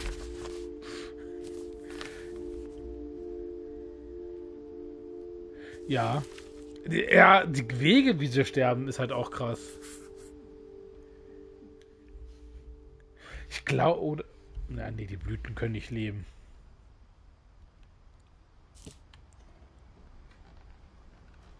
Da waren Scheidungspapiere? Darauf habe ich gerade gar nicht geachtet.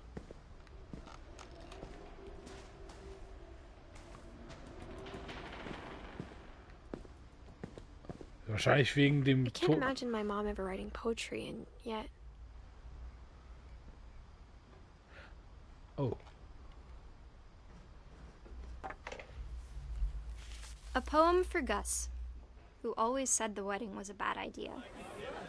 Our father never hit us kids, at least not very hard, before the day my brother said with teenage disregard that he'd be dead before he'd see a wedding in our yard.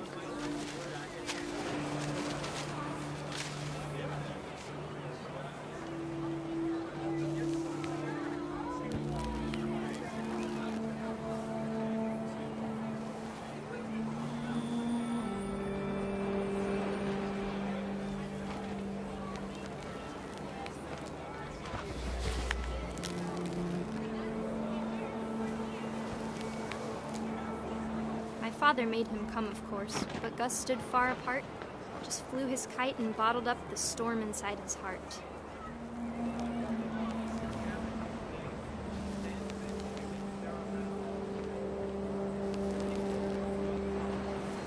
Trotz Herzenswut an den Start.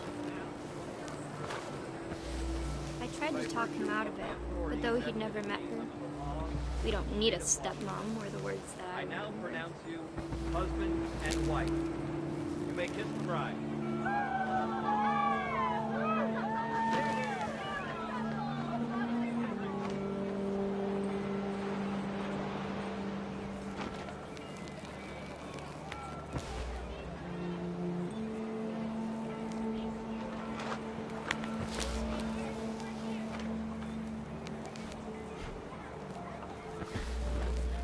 Okay.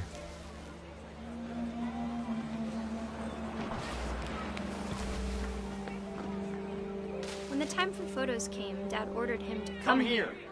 But Gus declined, and as a sign held up his middle finger.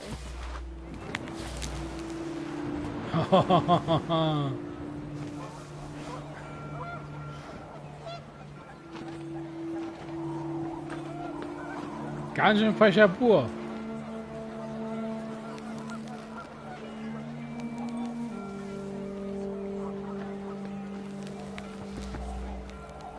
The wind picked up, and panicked geese appeared and quickly went.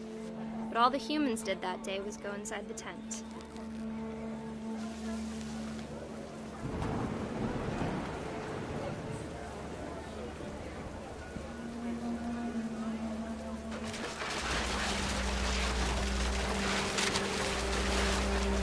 The rain came down in buckets then, but no one seemed afraid that nature might destroy the tent our dad had crudely made.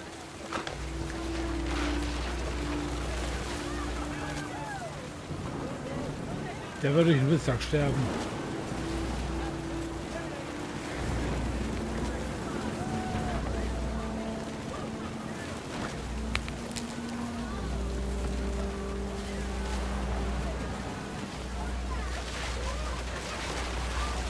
The thunder sounded much too close and full of angry power. But all my father said to this was, "Make the music louder."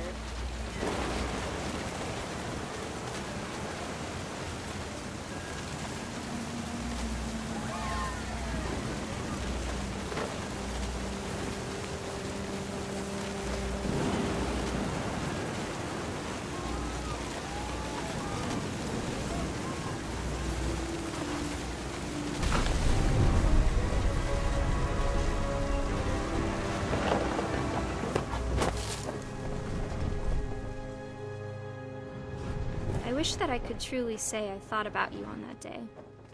Out there on the beach alone, just you, the wind, the sea, and foam. But I didn't, until we found you.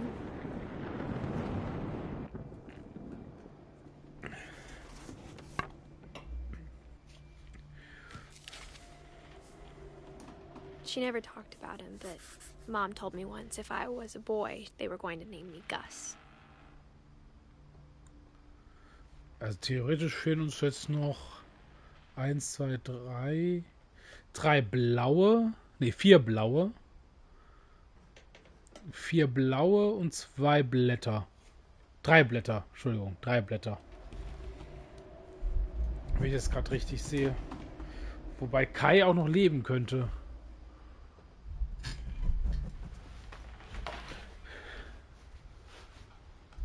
I don't know.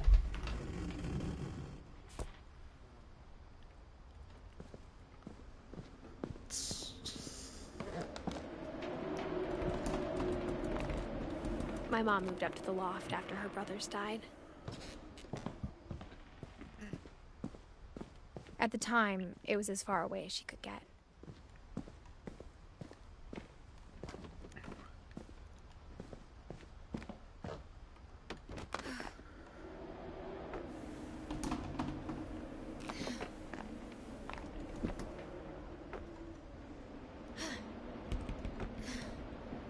Auch nicht schlecht, über eine Kletterwand ins Zimmer zu kommen. Also für Kinder ist das ein mega geiles Haus. So grundsätzlich betrachtet. Religion was another thing my mom never talked about, but I think it helped her a lot after her dad died.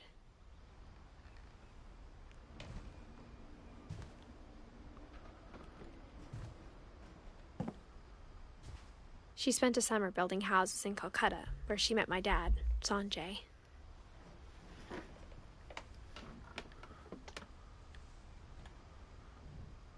My mom moved to India a week after graduation and got a job teaching English.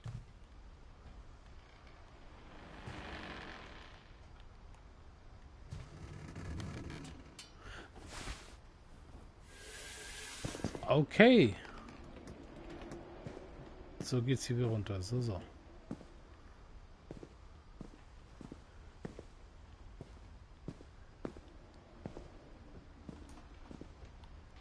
When.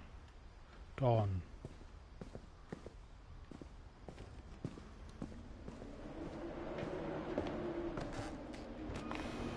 Klettern wir mal wieder hoch. Aber an sich sind alle schon auf eine sehr makabre Art gestorben.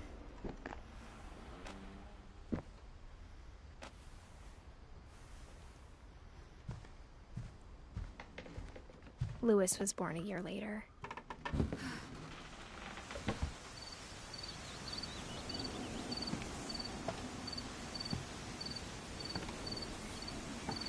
When my dad died, I don't think Mom knew where else to go.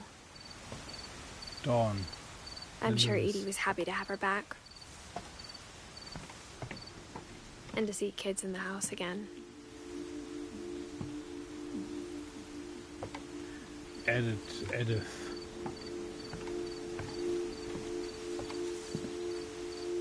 The house had to get a little bigger, but Edie was used to that.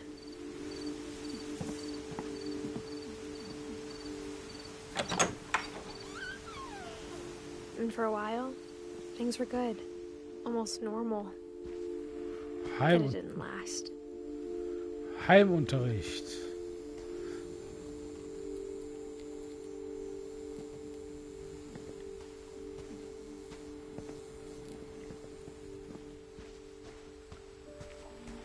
Das kann ich nicht aufmachen.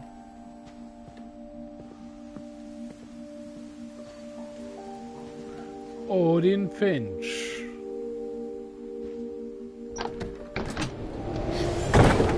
The beginning of the end was Milton's 10th birthday, when Edie gave him a castle.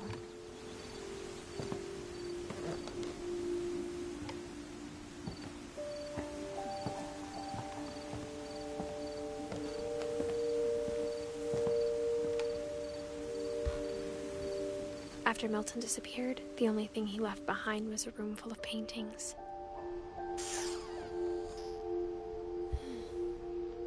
Okay.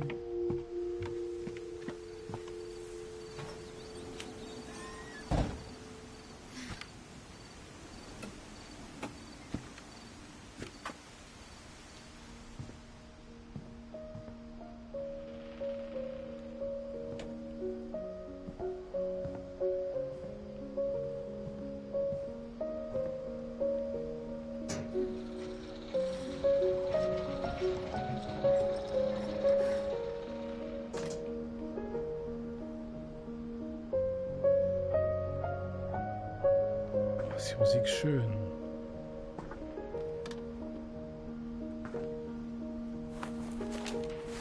Milton Finch in The Magic Paintbrush.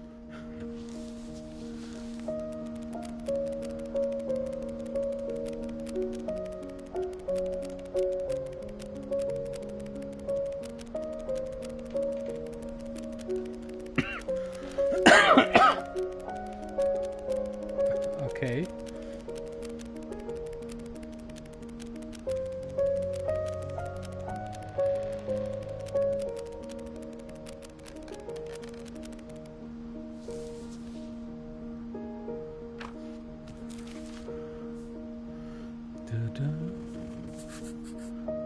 I was 4 when Milton disappeared.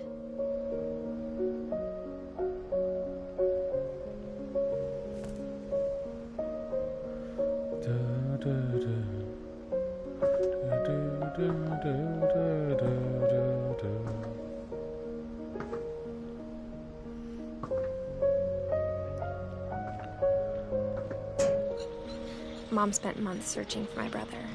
Then she sealed the doors.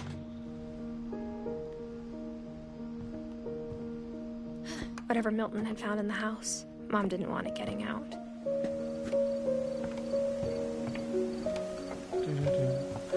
Also auch das war im Klassenzimmer nicht auch was. Ich kann ja nochmal reingehen.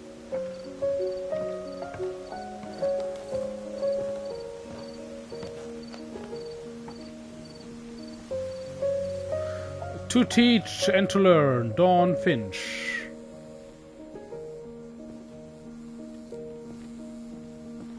Ist jetzt nicht Edith. Great job. Reading is a hoot. Alles gut, alles gut. Lieber ein bisschen zu viel geguckt als zu wenig. Lieber 5-mal gucken, bevor man aus Versehen was übersieht. Von daher passt schon.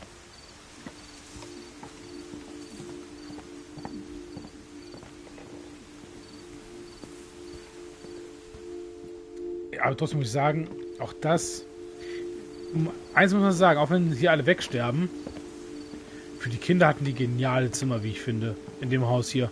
Mom definitely blamed Edie, but I think Lewis blamed himself. After he graduated, he just spent more and more time in his room, until Mom got him a job at the cannery.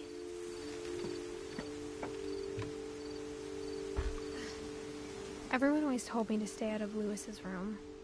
Except Lewis. Ein näherer Blick, Trophäe erhalten.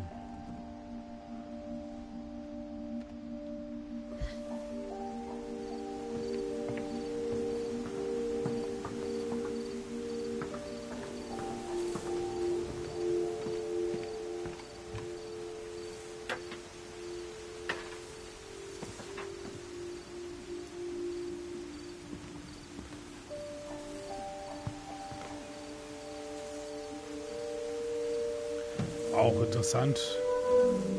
Ein Boot ist ein Kinderzimmer.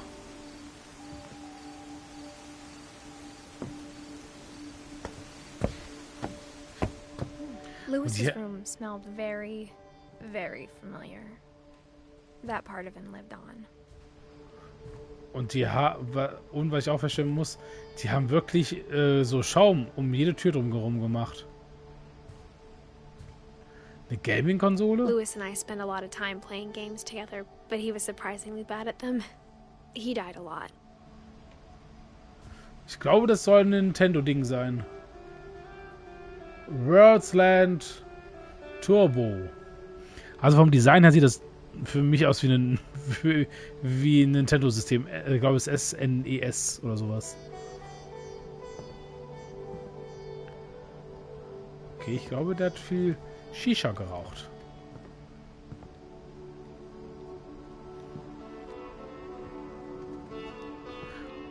Und Top-Streamer, er hatte 2 Monitore. Im Gegensatz zu mir.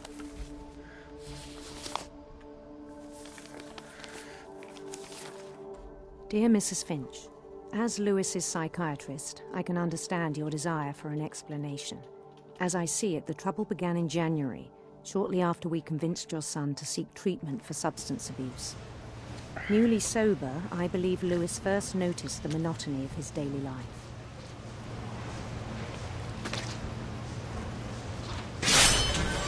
He kept working at the cannery, but he withdrew part of himself. In our sessions, I saw the same behavior. His mind... Tommy, ich weiß nicht, ob du mein letztes Video gesehen hast. Dieses Ding, wo ich auf den bösen Knall von Berlin ein Lied gemacht habe, das wird am Wochenende beim Fritz im Radio gespielt. Nachts. What? Ich habe mir meinen Zeitmonitor nachts bei Streamtagen gekauft. Tadam. Läuft bei dir auf jeden Fall. Ich habe das letzte Video noch nicht gesehen. Aber es ist auch wenn es nachts ist, auch da gibt es sehr viele Zuhörer. Ist doch nice, wenn Fritz... Glückwunsch!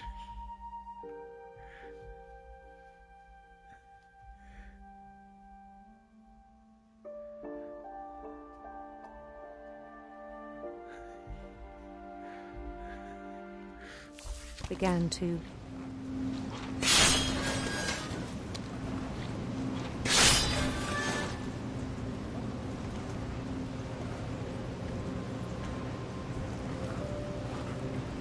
wander. Ah! Oh Gott. I asked him to describe it.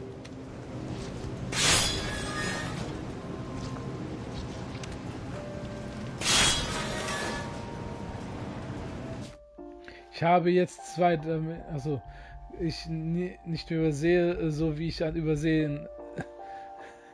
Ich bin anscheinend mit Technomusik erfolgreicher. Tada!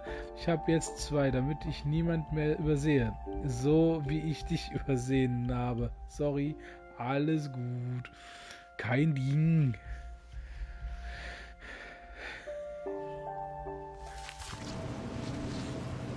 Oh Gott. He said he started small, imagining a labyrinth.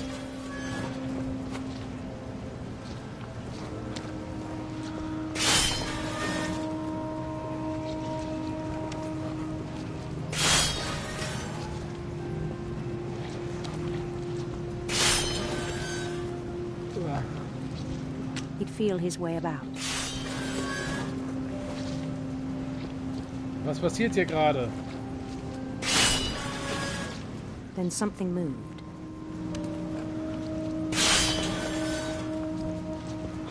Bats. And toads.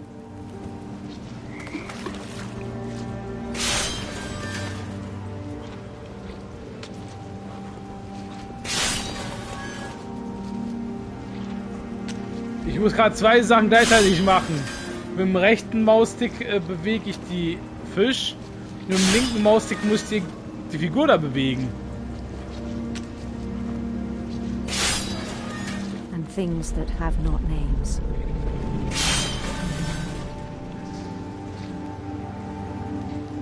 Ja.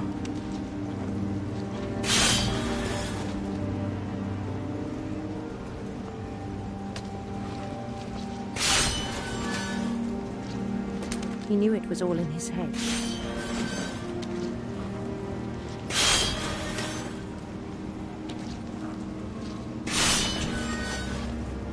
But he took it very seriously.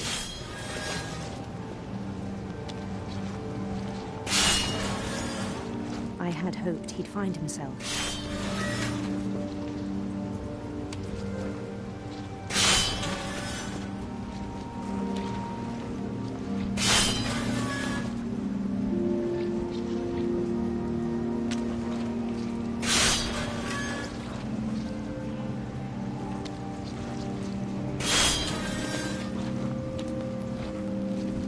But he found something more. I worried about him then.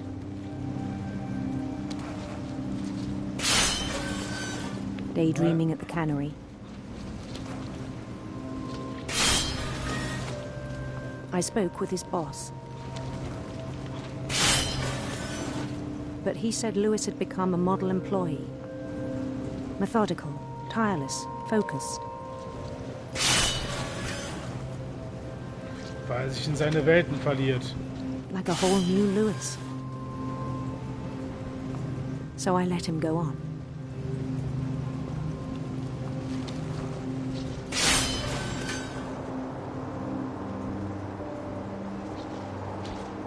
I even encouraged him.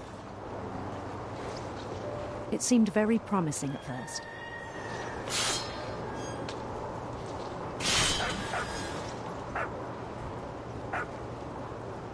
He told me he'd made a new friend.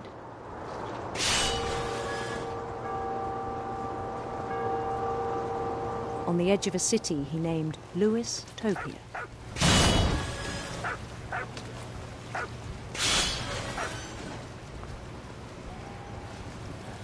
He built the city up slowly, brick by brick.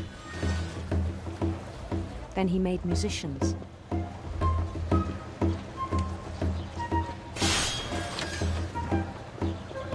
Wenn Leute sich in ihrer Traumwelt verlieren, weil die Realität zu stumpfsinnig ist. And songs for them to play.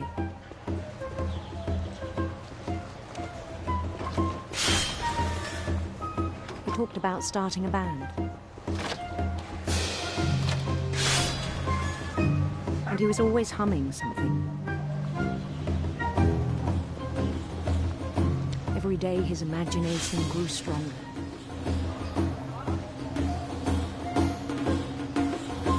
He no longer spoke at the cannery. But his chopping was as reliable as ever. Then one day it struck him that all the cheering crowds, even the stones under his feet, were all in his imagination. So he could do whatever he wished.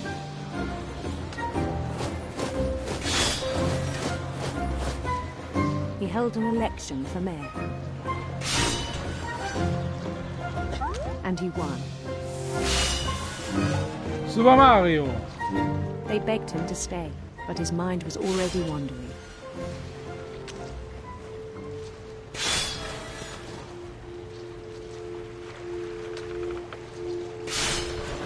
It became a game for him.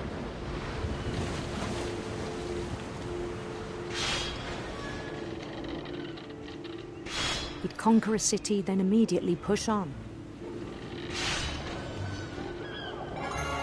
New Louisville.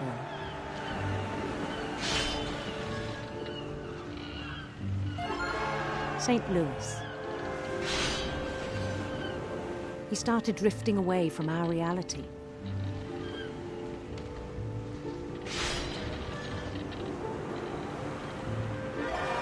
Minneapolis.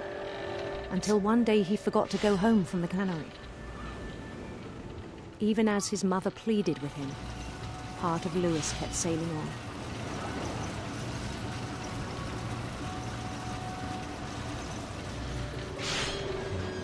Der hat sich komplett in seiner Traumwelt verloren.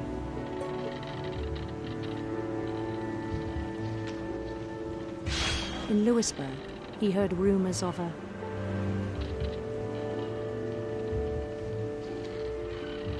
handsome queen.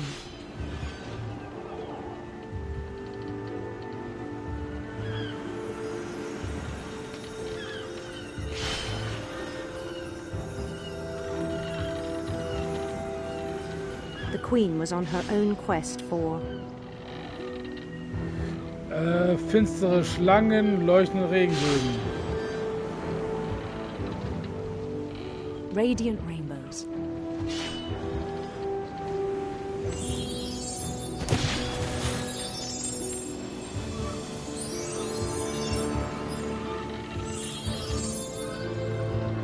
He followed the sound of her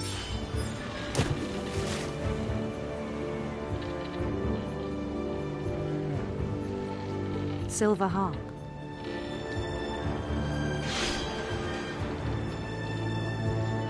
Jetzt muss ich auch noch Entscheidungen treffen.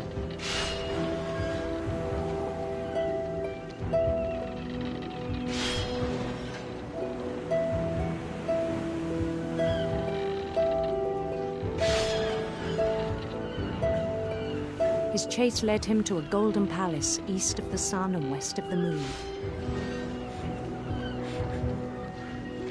Even then, his logic remained sound.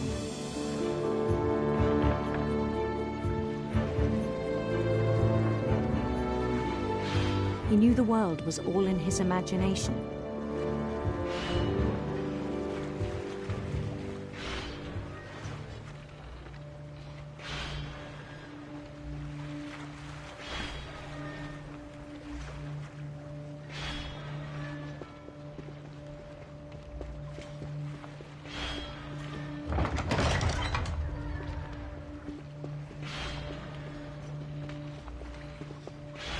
But he was so proud of having created it.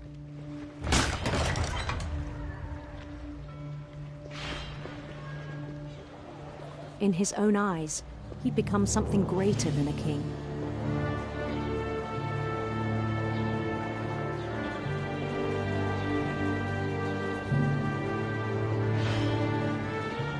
Können wir noch kurz gucken, wie er aussieht. Ja, sieht nicht ganz schlecht aus. For someone who'd never known success in the real world, I think it was overwhelming.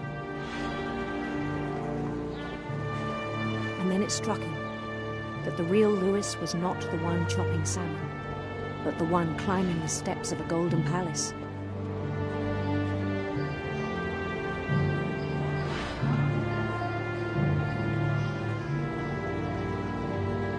My imagination is as real as my body, he told me. It was hard to argue with him.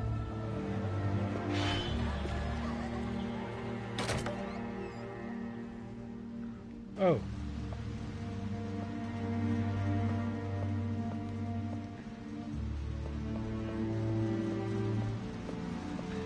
Jetzt ist es wieder in der harten Realität.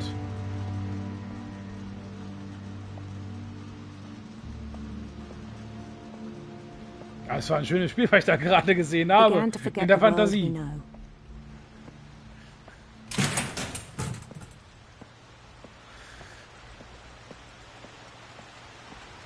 I think it pained him to remember Lewis, the cannery worker.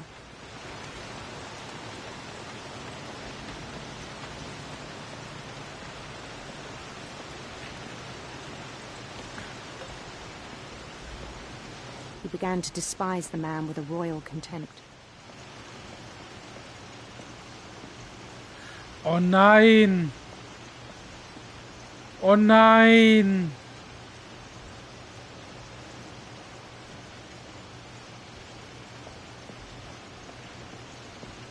Oh nein! Der Sohn seiner Fantasie wird jetzt vertieft, dass er nicht mal mehr merkt, dass kein Fisch da ist. Oh nein!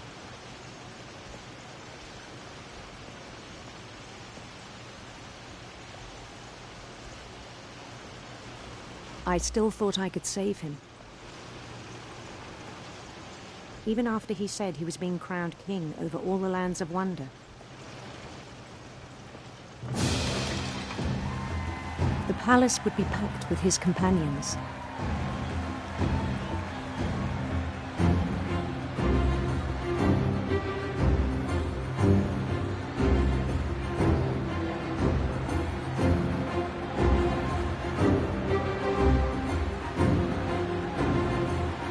Including the wise Calico who insisted on advising him.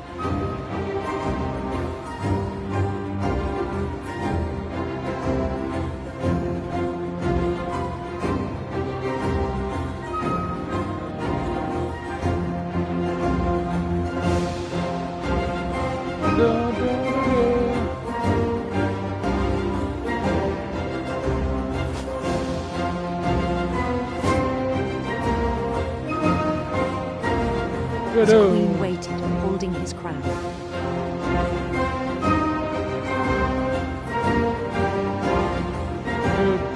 There was only one thing left to do.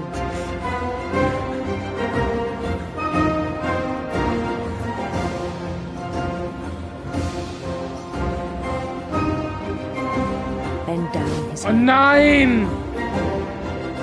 Hallo Grashi. Ich hoffe, dir geht's gut, mir geht's bestens. Oh nein!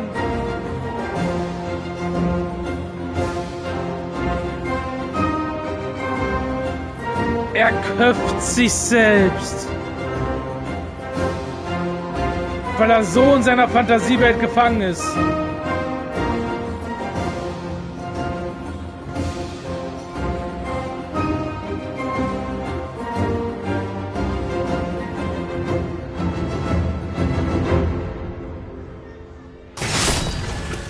I think you know. Mrs. Finch, your son was a kind man who will be missed by all of us who knew him.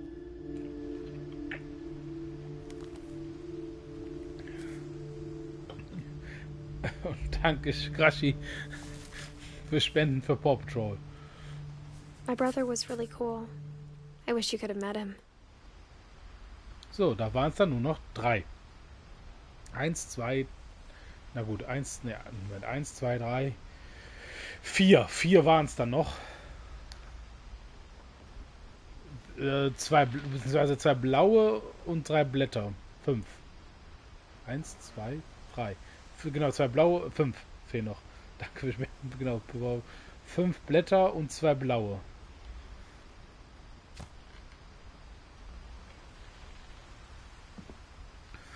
Och nein, der hat sich selbst geköpft.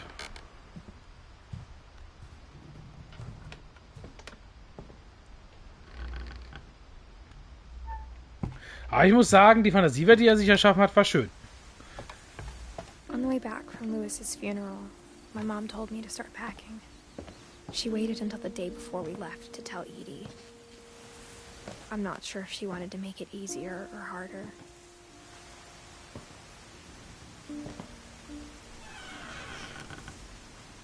I wish we'd stayed. But I understand why we left.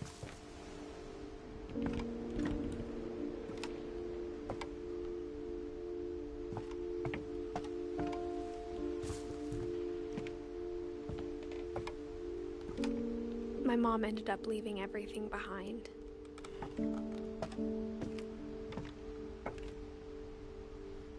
Okay. What happened that night had been coming for a long time. Maybe it should have come sooner. Edith Finch. Das, wonach das Spiel benannt wurde. End one way or another. All that's left now is to tell you about that last night. Okay, dann habe ich Sachen übersehen. Verdammt.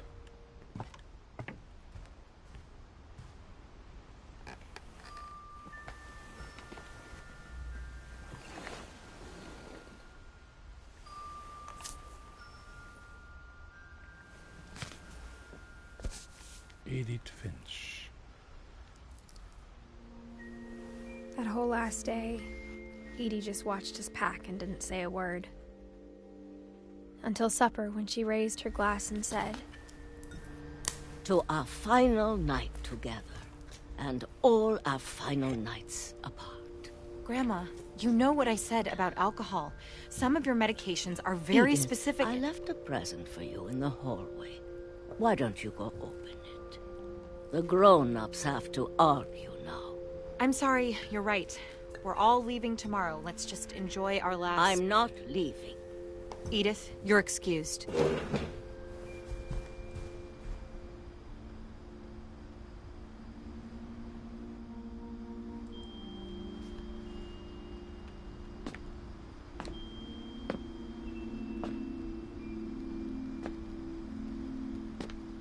The power had been shut off that morning, but Edie always had plenty of candles. When my mom sealed the library, I don't think she knew about the other entrance. Or that Edie had a key to it.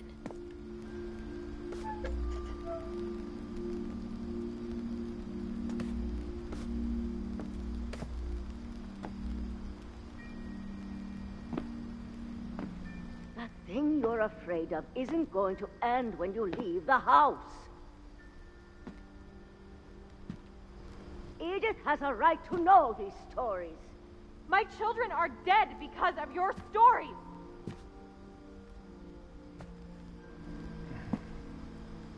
I think it's best if Edith and I leave tonight.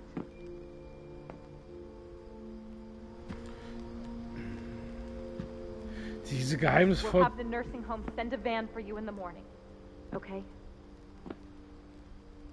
Diese Geheimnisse verbergen macht's nicht besser.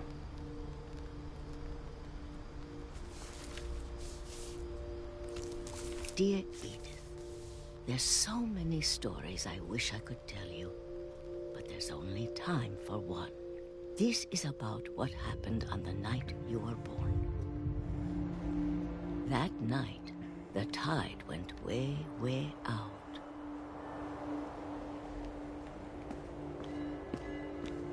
It was the first and last time I ever saw the old house aground. There'd been an earthquake out in the middle of the ocean. They called it the lowest tide in 1,000 years. God, it smelled awful. You know, I've seen that house every day of my life.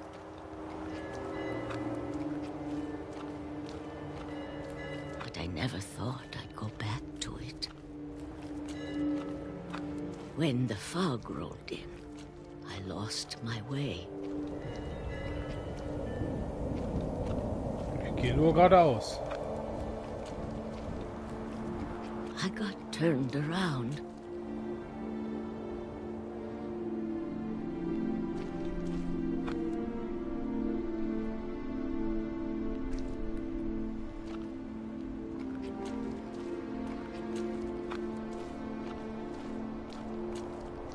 I started seeing things.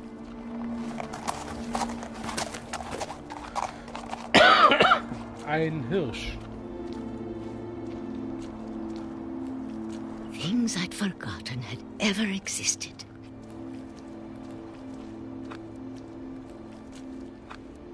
But when I saw them, they felt like old friends. That night, a lot of things came back to me. Or maybe I came back to them.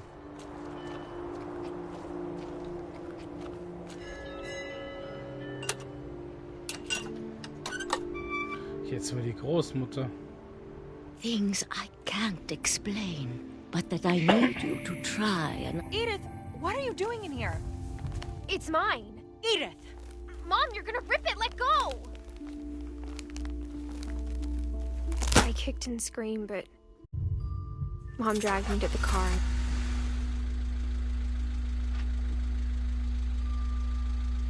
I never saw Great-Grandma Edie again. Mann. The next morning, the van came to pick her up, but she was already gone. After that, we moved around a lot.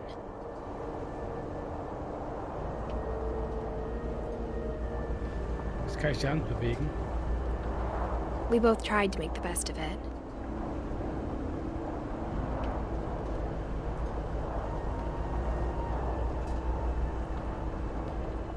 A few years went by.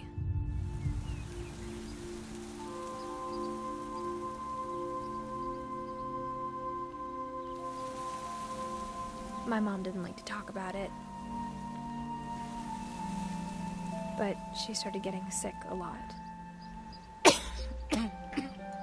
The rest happened pretty quickly.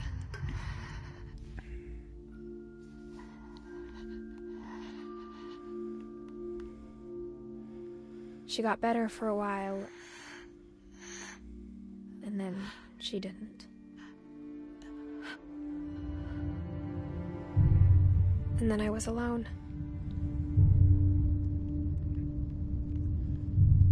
The last Finch left alive.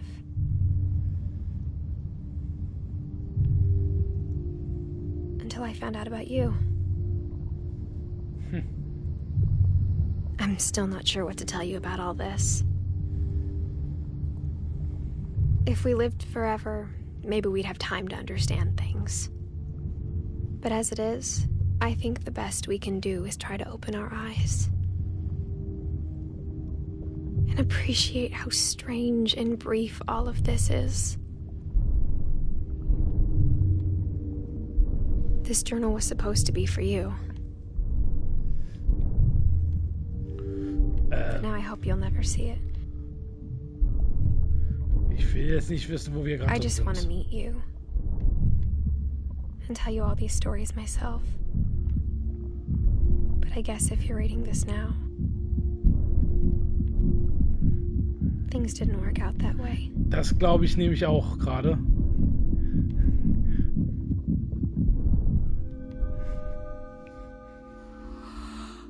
This is where your story begins. I'm sorry I won't be there to see it. It's a lot to ask, but I don't want you to be sad that I'm gone. I want you to be amazed that any of us ever had a chance to be here at all. Good luck. Oh no.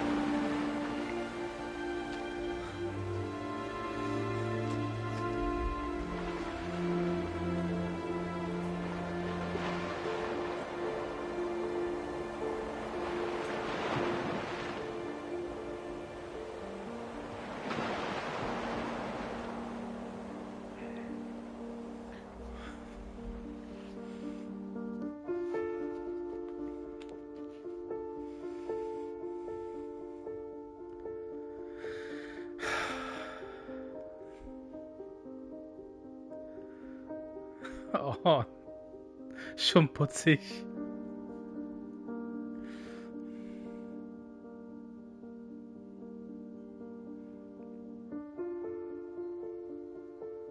Das Ende von allem. Trophäe erhalten.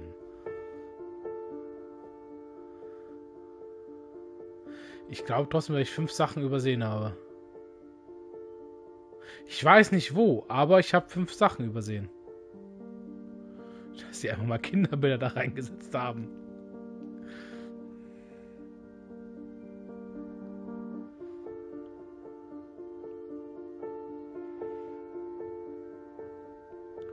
Milton.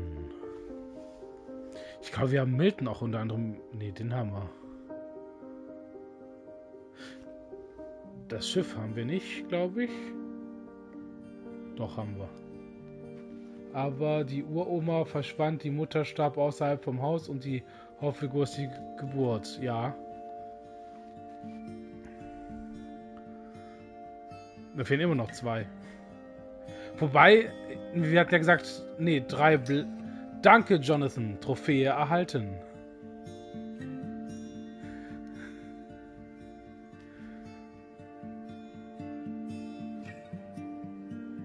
Stimmt auch wieder.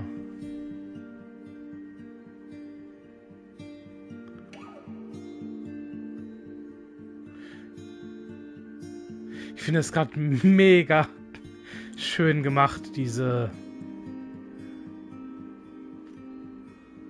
Credits. Allgemein ist das Spiel mega schön gemacht.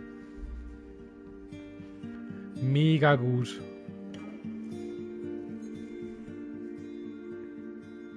Ja, oh, das ist mega schön. Oh, allein die, na gut, bei einem Ubisoft-Spiel geht das nicht, weil das ist ein 1000-Mann-Team, aber die Crazy sind einfach nur schön mit den Kinderbildern.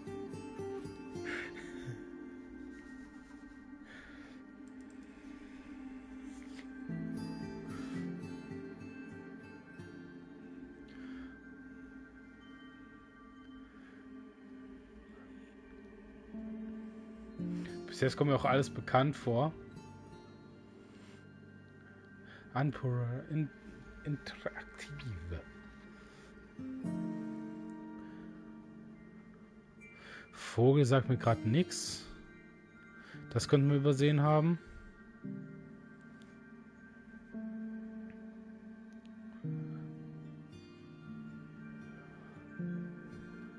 Deborah Mars. James Massey.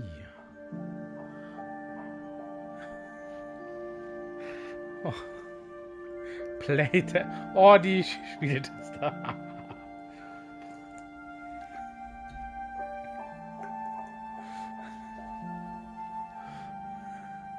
Scared for Life. Special thanks. Loving Memory Lewis Finch. As the Edith Finch Team. Oh.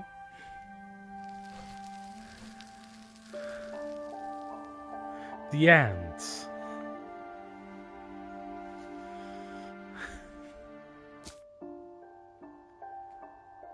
Oder? Doch, wir haben alles.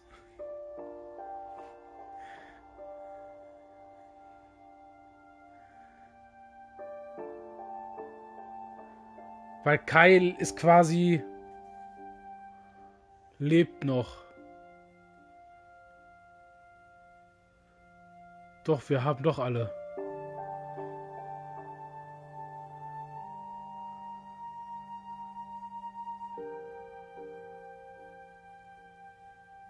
Und zum Zeitpunkt der Geburt war Kai halt noch im Bäuchelein.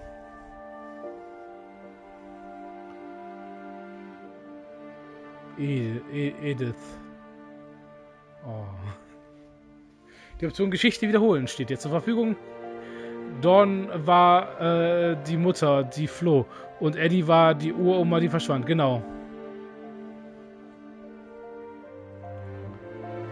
War. Ich will noch nicht, dass das Spiel vorbei ist. Mir war bewusst, dass es nur 2 Stunden geht, aber ich habe jetzt 2,5 Stunden gebraucht, aber...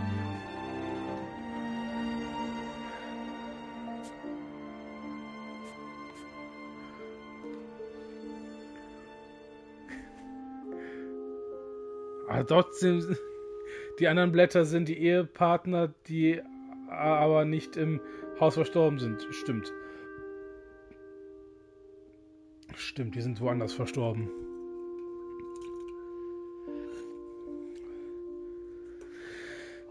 Aber... So. Stimmt, oder geschieden, stimmt.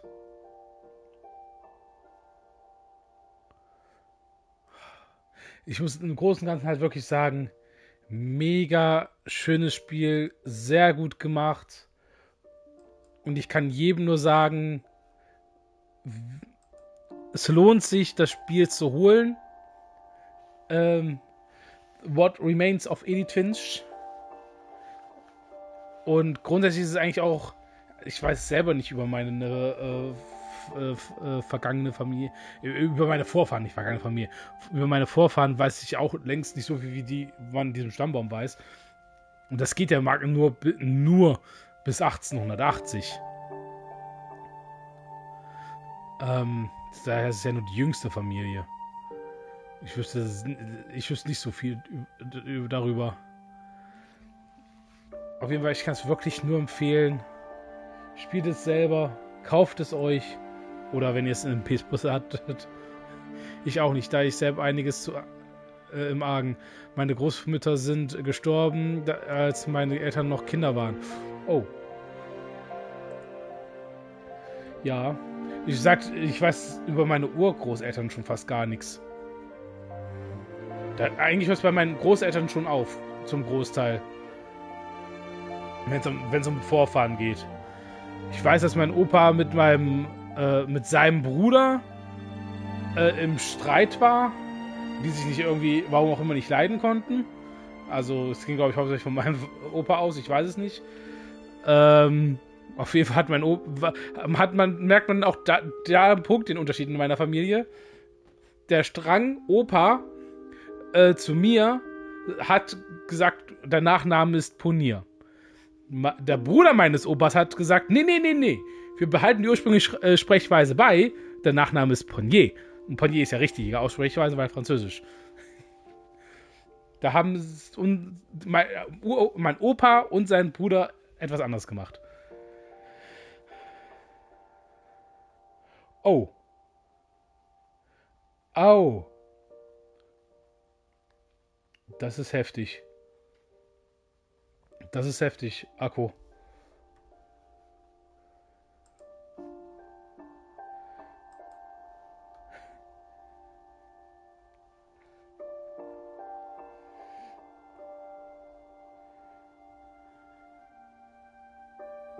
Ja.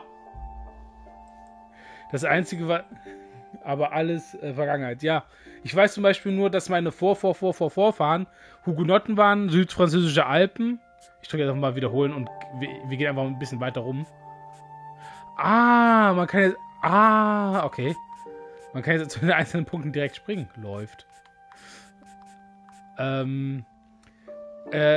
hat Hugenotten waren, südfranzösische Alpen. Und von Ludwig dem 14. was, glaube ich, oder 16. bin ich mir da immer nicht sicher, aus Frankreich vertrieben worden. Dann haben sie sich halt in Niedersachsen niedergelassen.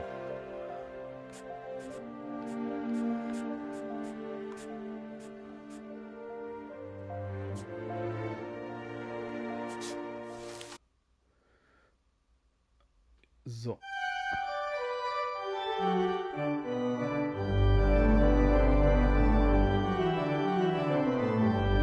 Der Anfang! Aber... So, genau, das habe ich gemeint übrigens, die Stelle. Genau. A lot of this isn't going to make sense to you. And I'm sorry about that. I'm just going to start at the beginning.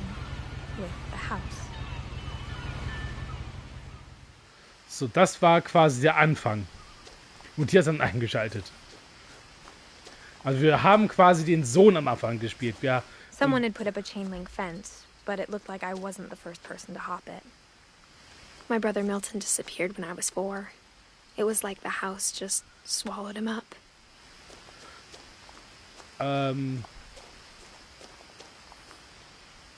Genau. Und genau. Aber auf jeden Fall mega schönes Spiel, mega gutes Spiel. Es dauert halt wirklich nur 2,5 Stunden.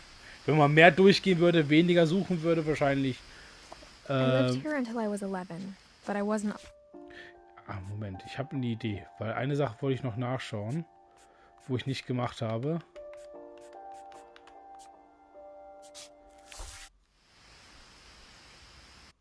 Genau, man sollte sich Zeit lassen, auf jeden Fall.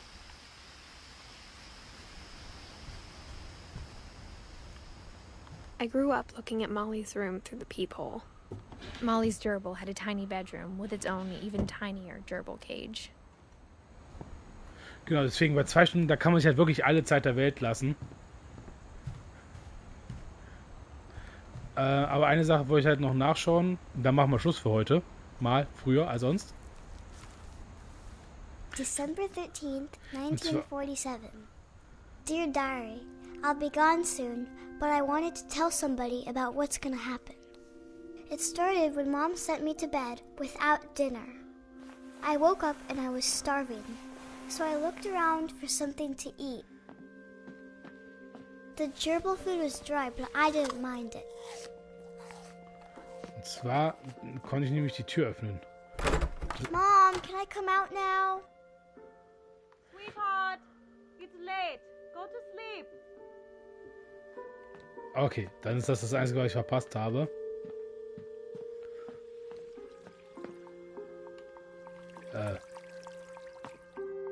I thought about eating Christopher, but I held back.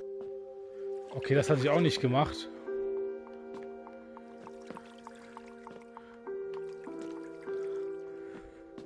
Okay, sie wollte ihren Fisch essen. Läuft. My Halloween candy was all gone.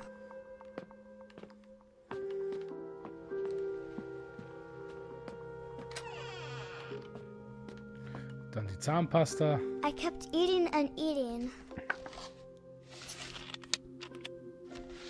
Bah. I ate a lot of things that night.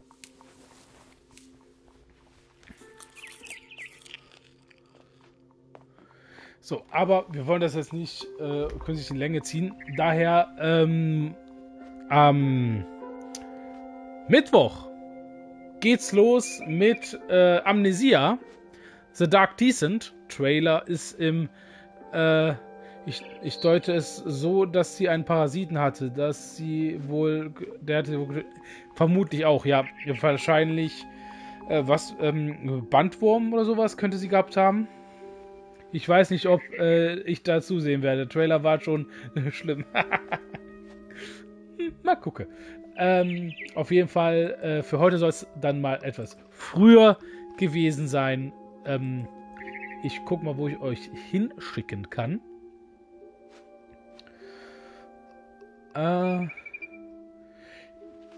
Ich schicke euch dann mal zu Shiggy. Der spielt nämlich gerade Hollow Knight. Und genau. Von daher, ich verabschiede mich. Danke fürs Dabeisein. Mittwoch geht's wieder los mit Amnesia The Dark Descent. Und in dem Sinne, schlaft gut, träumt was Süßes, kommt gut durch die Nacht und bis vielleicht Mittwoch. Oder morgen bei Wima. Demzufolge schön mit Öl, gute Nacht und bis dann. Tschüss.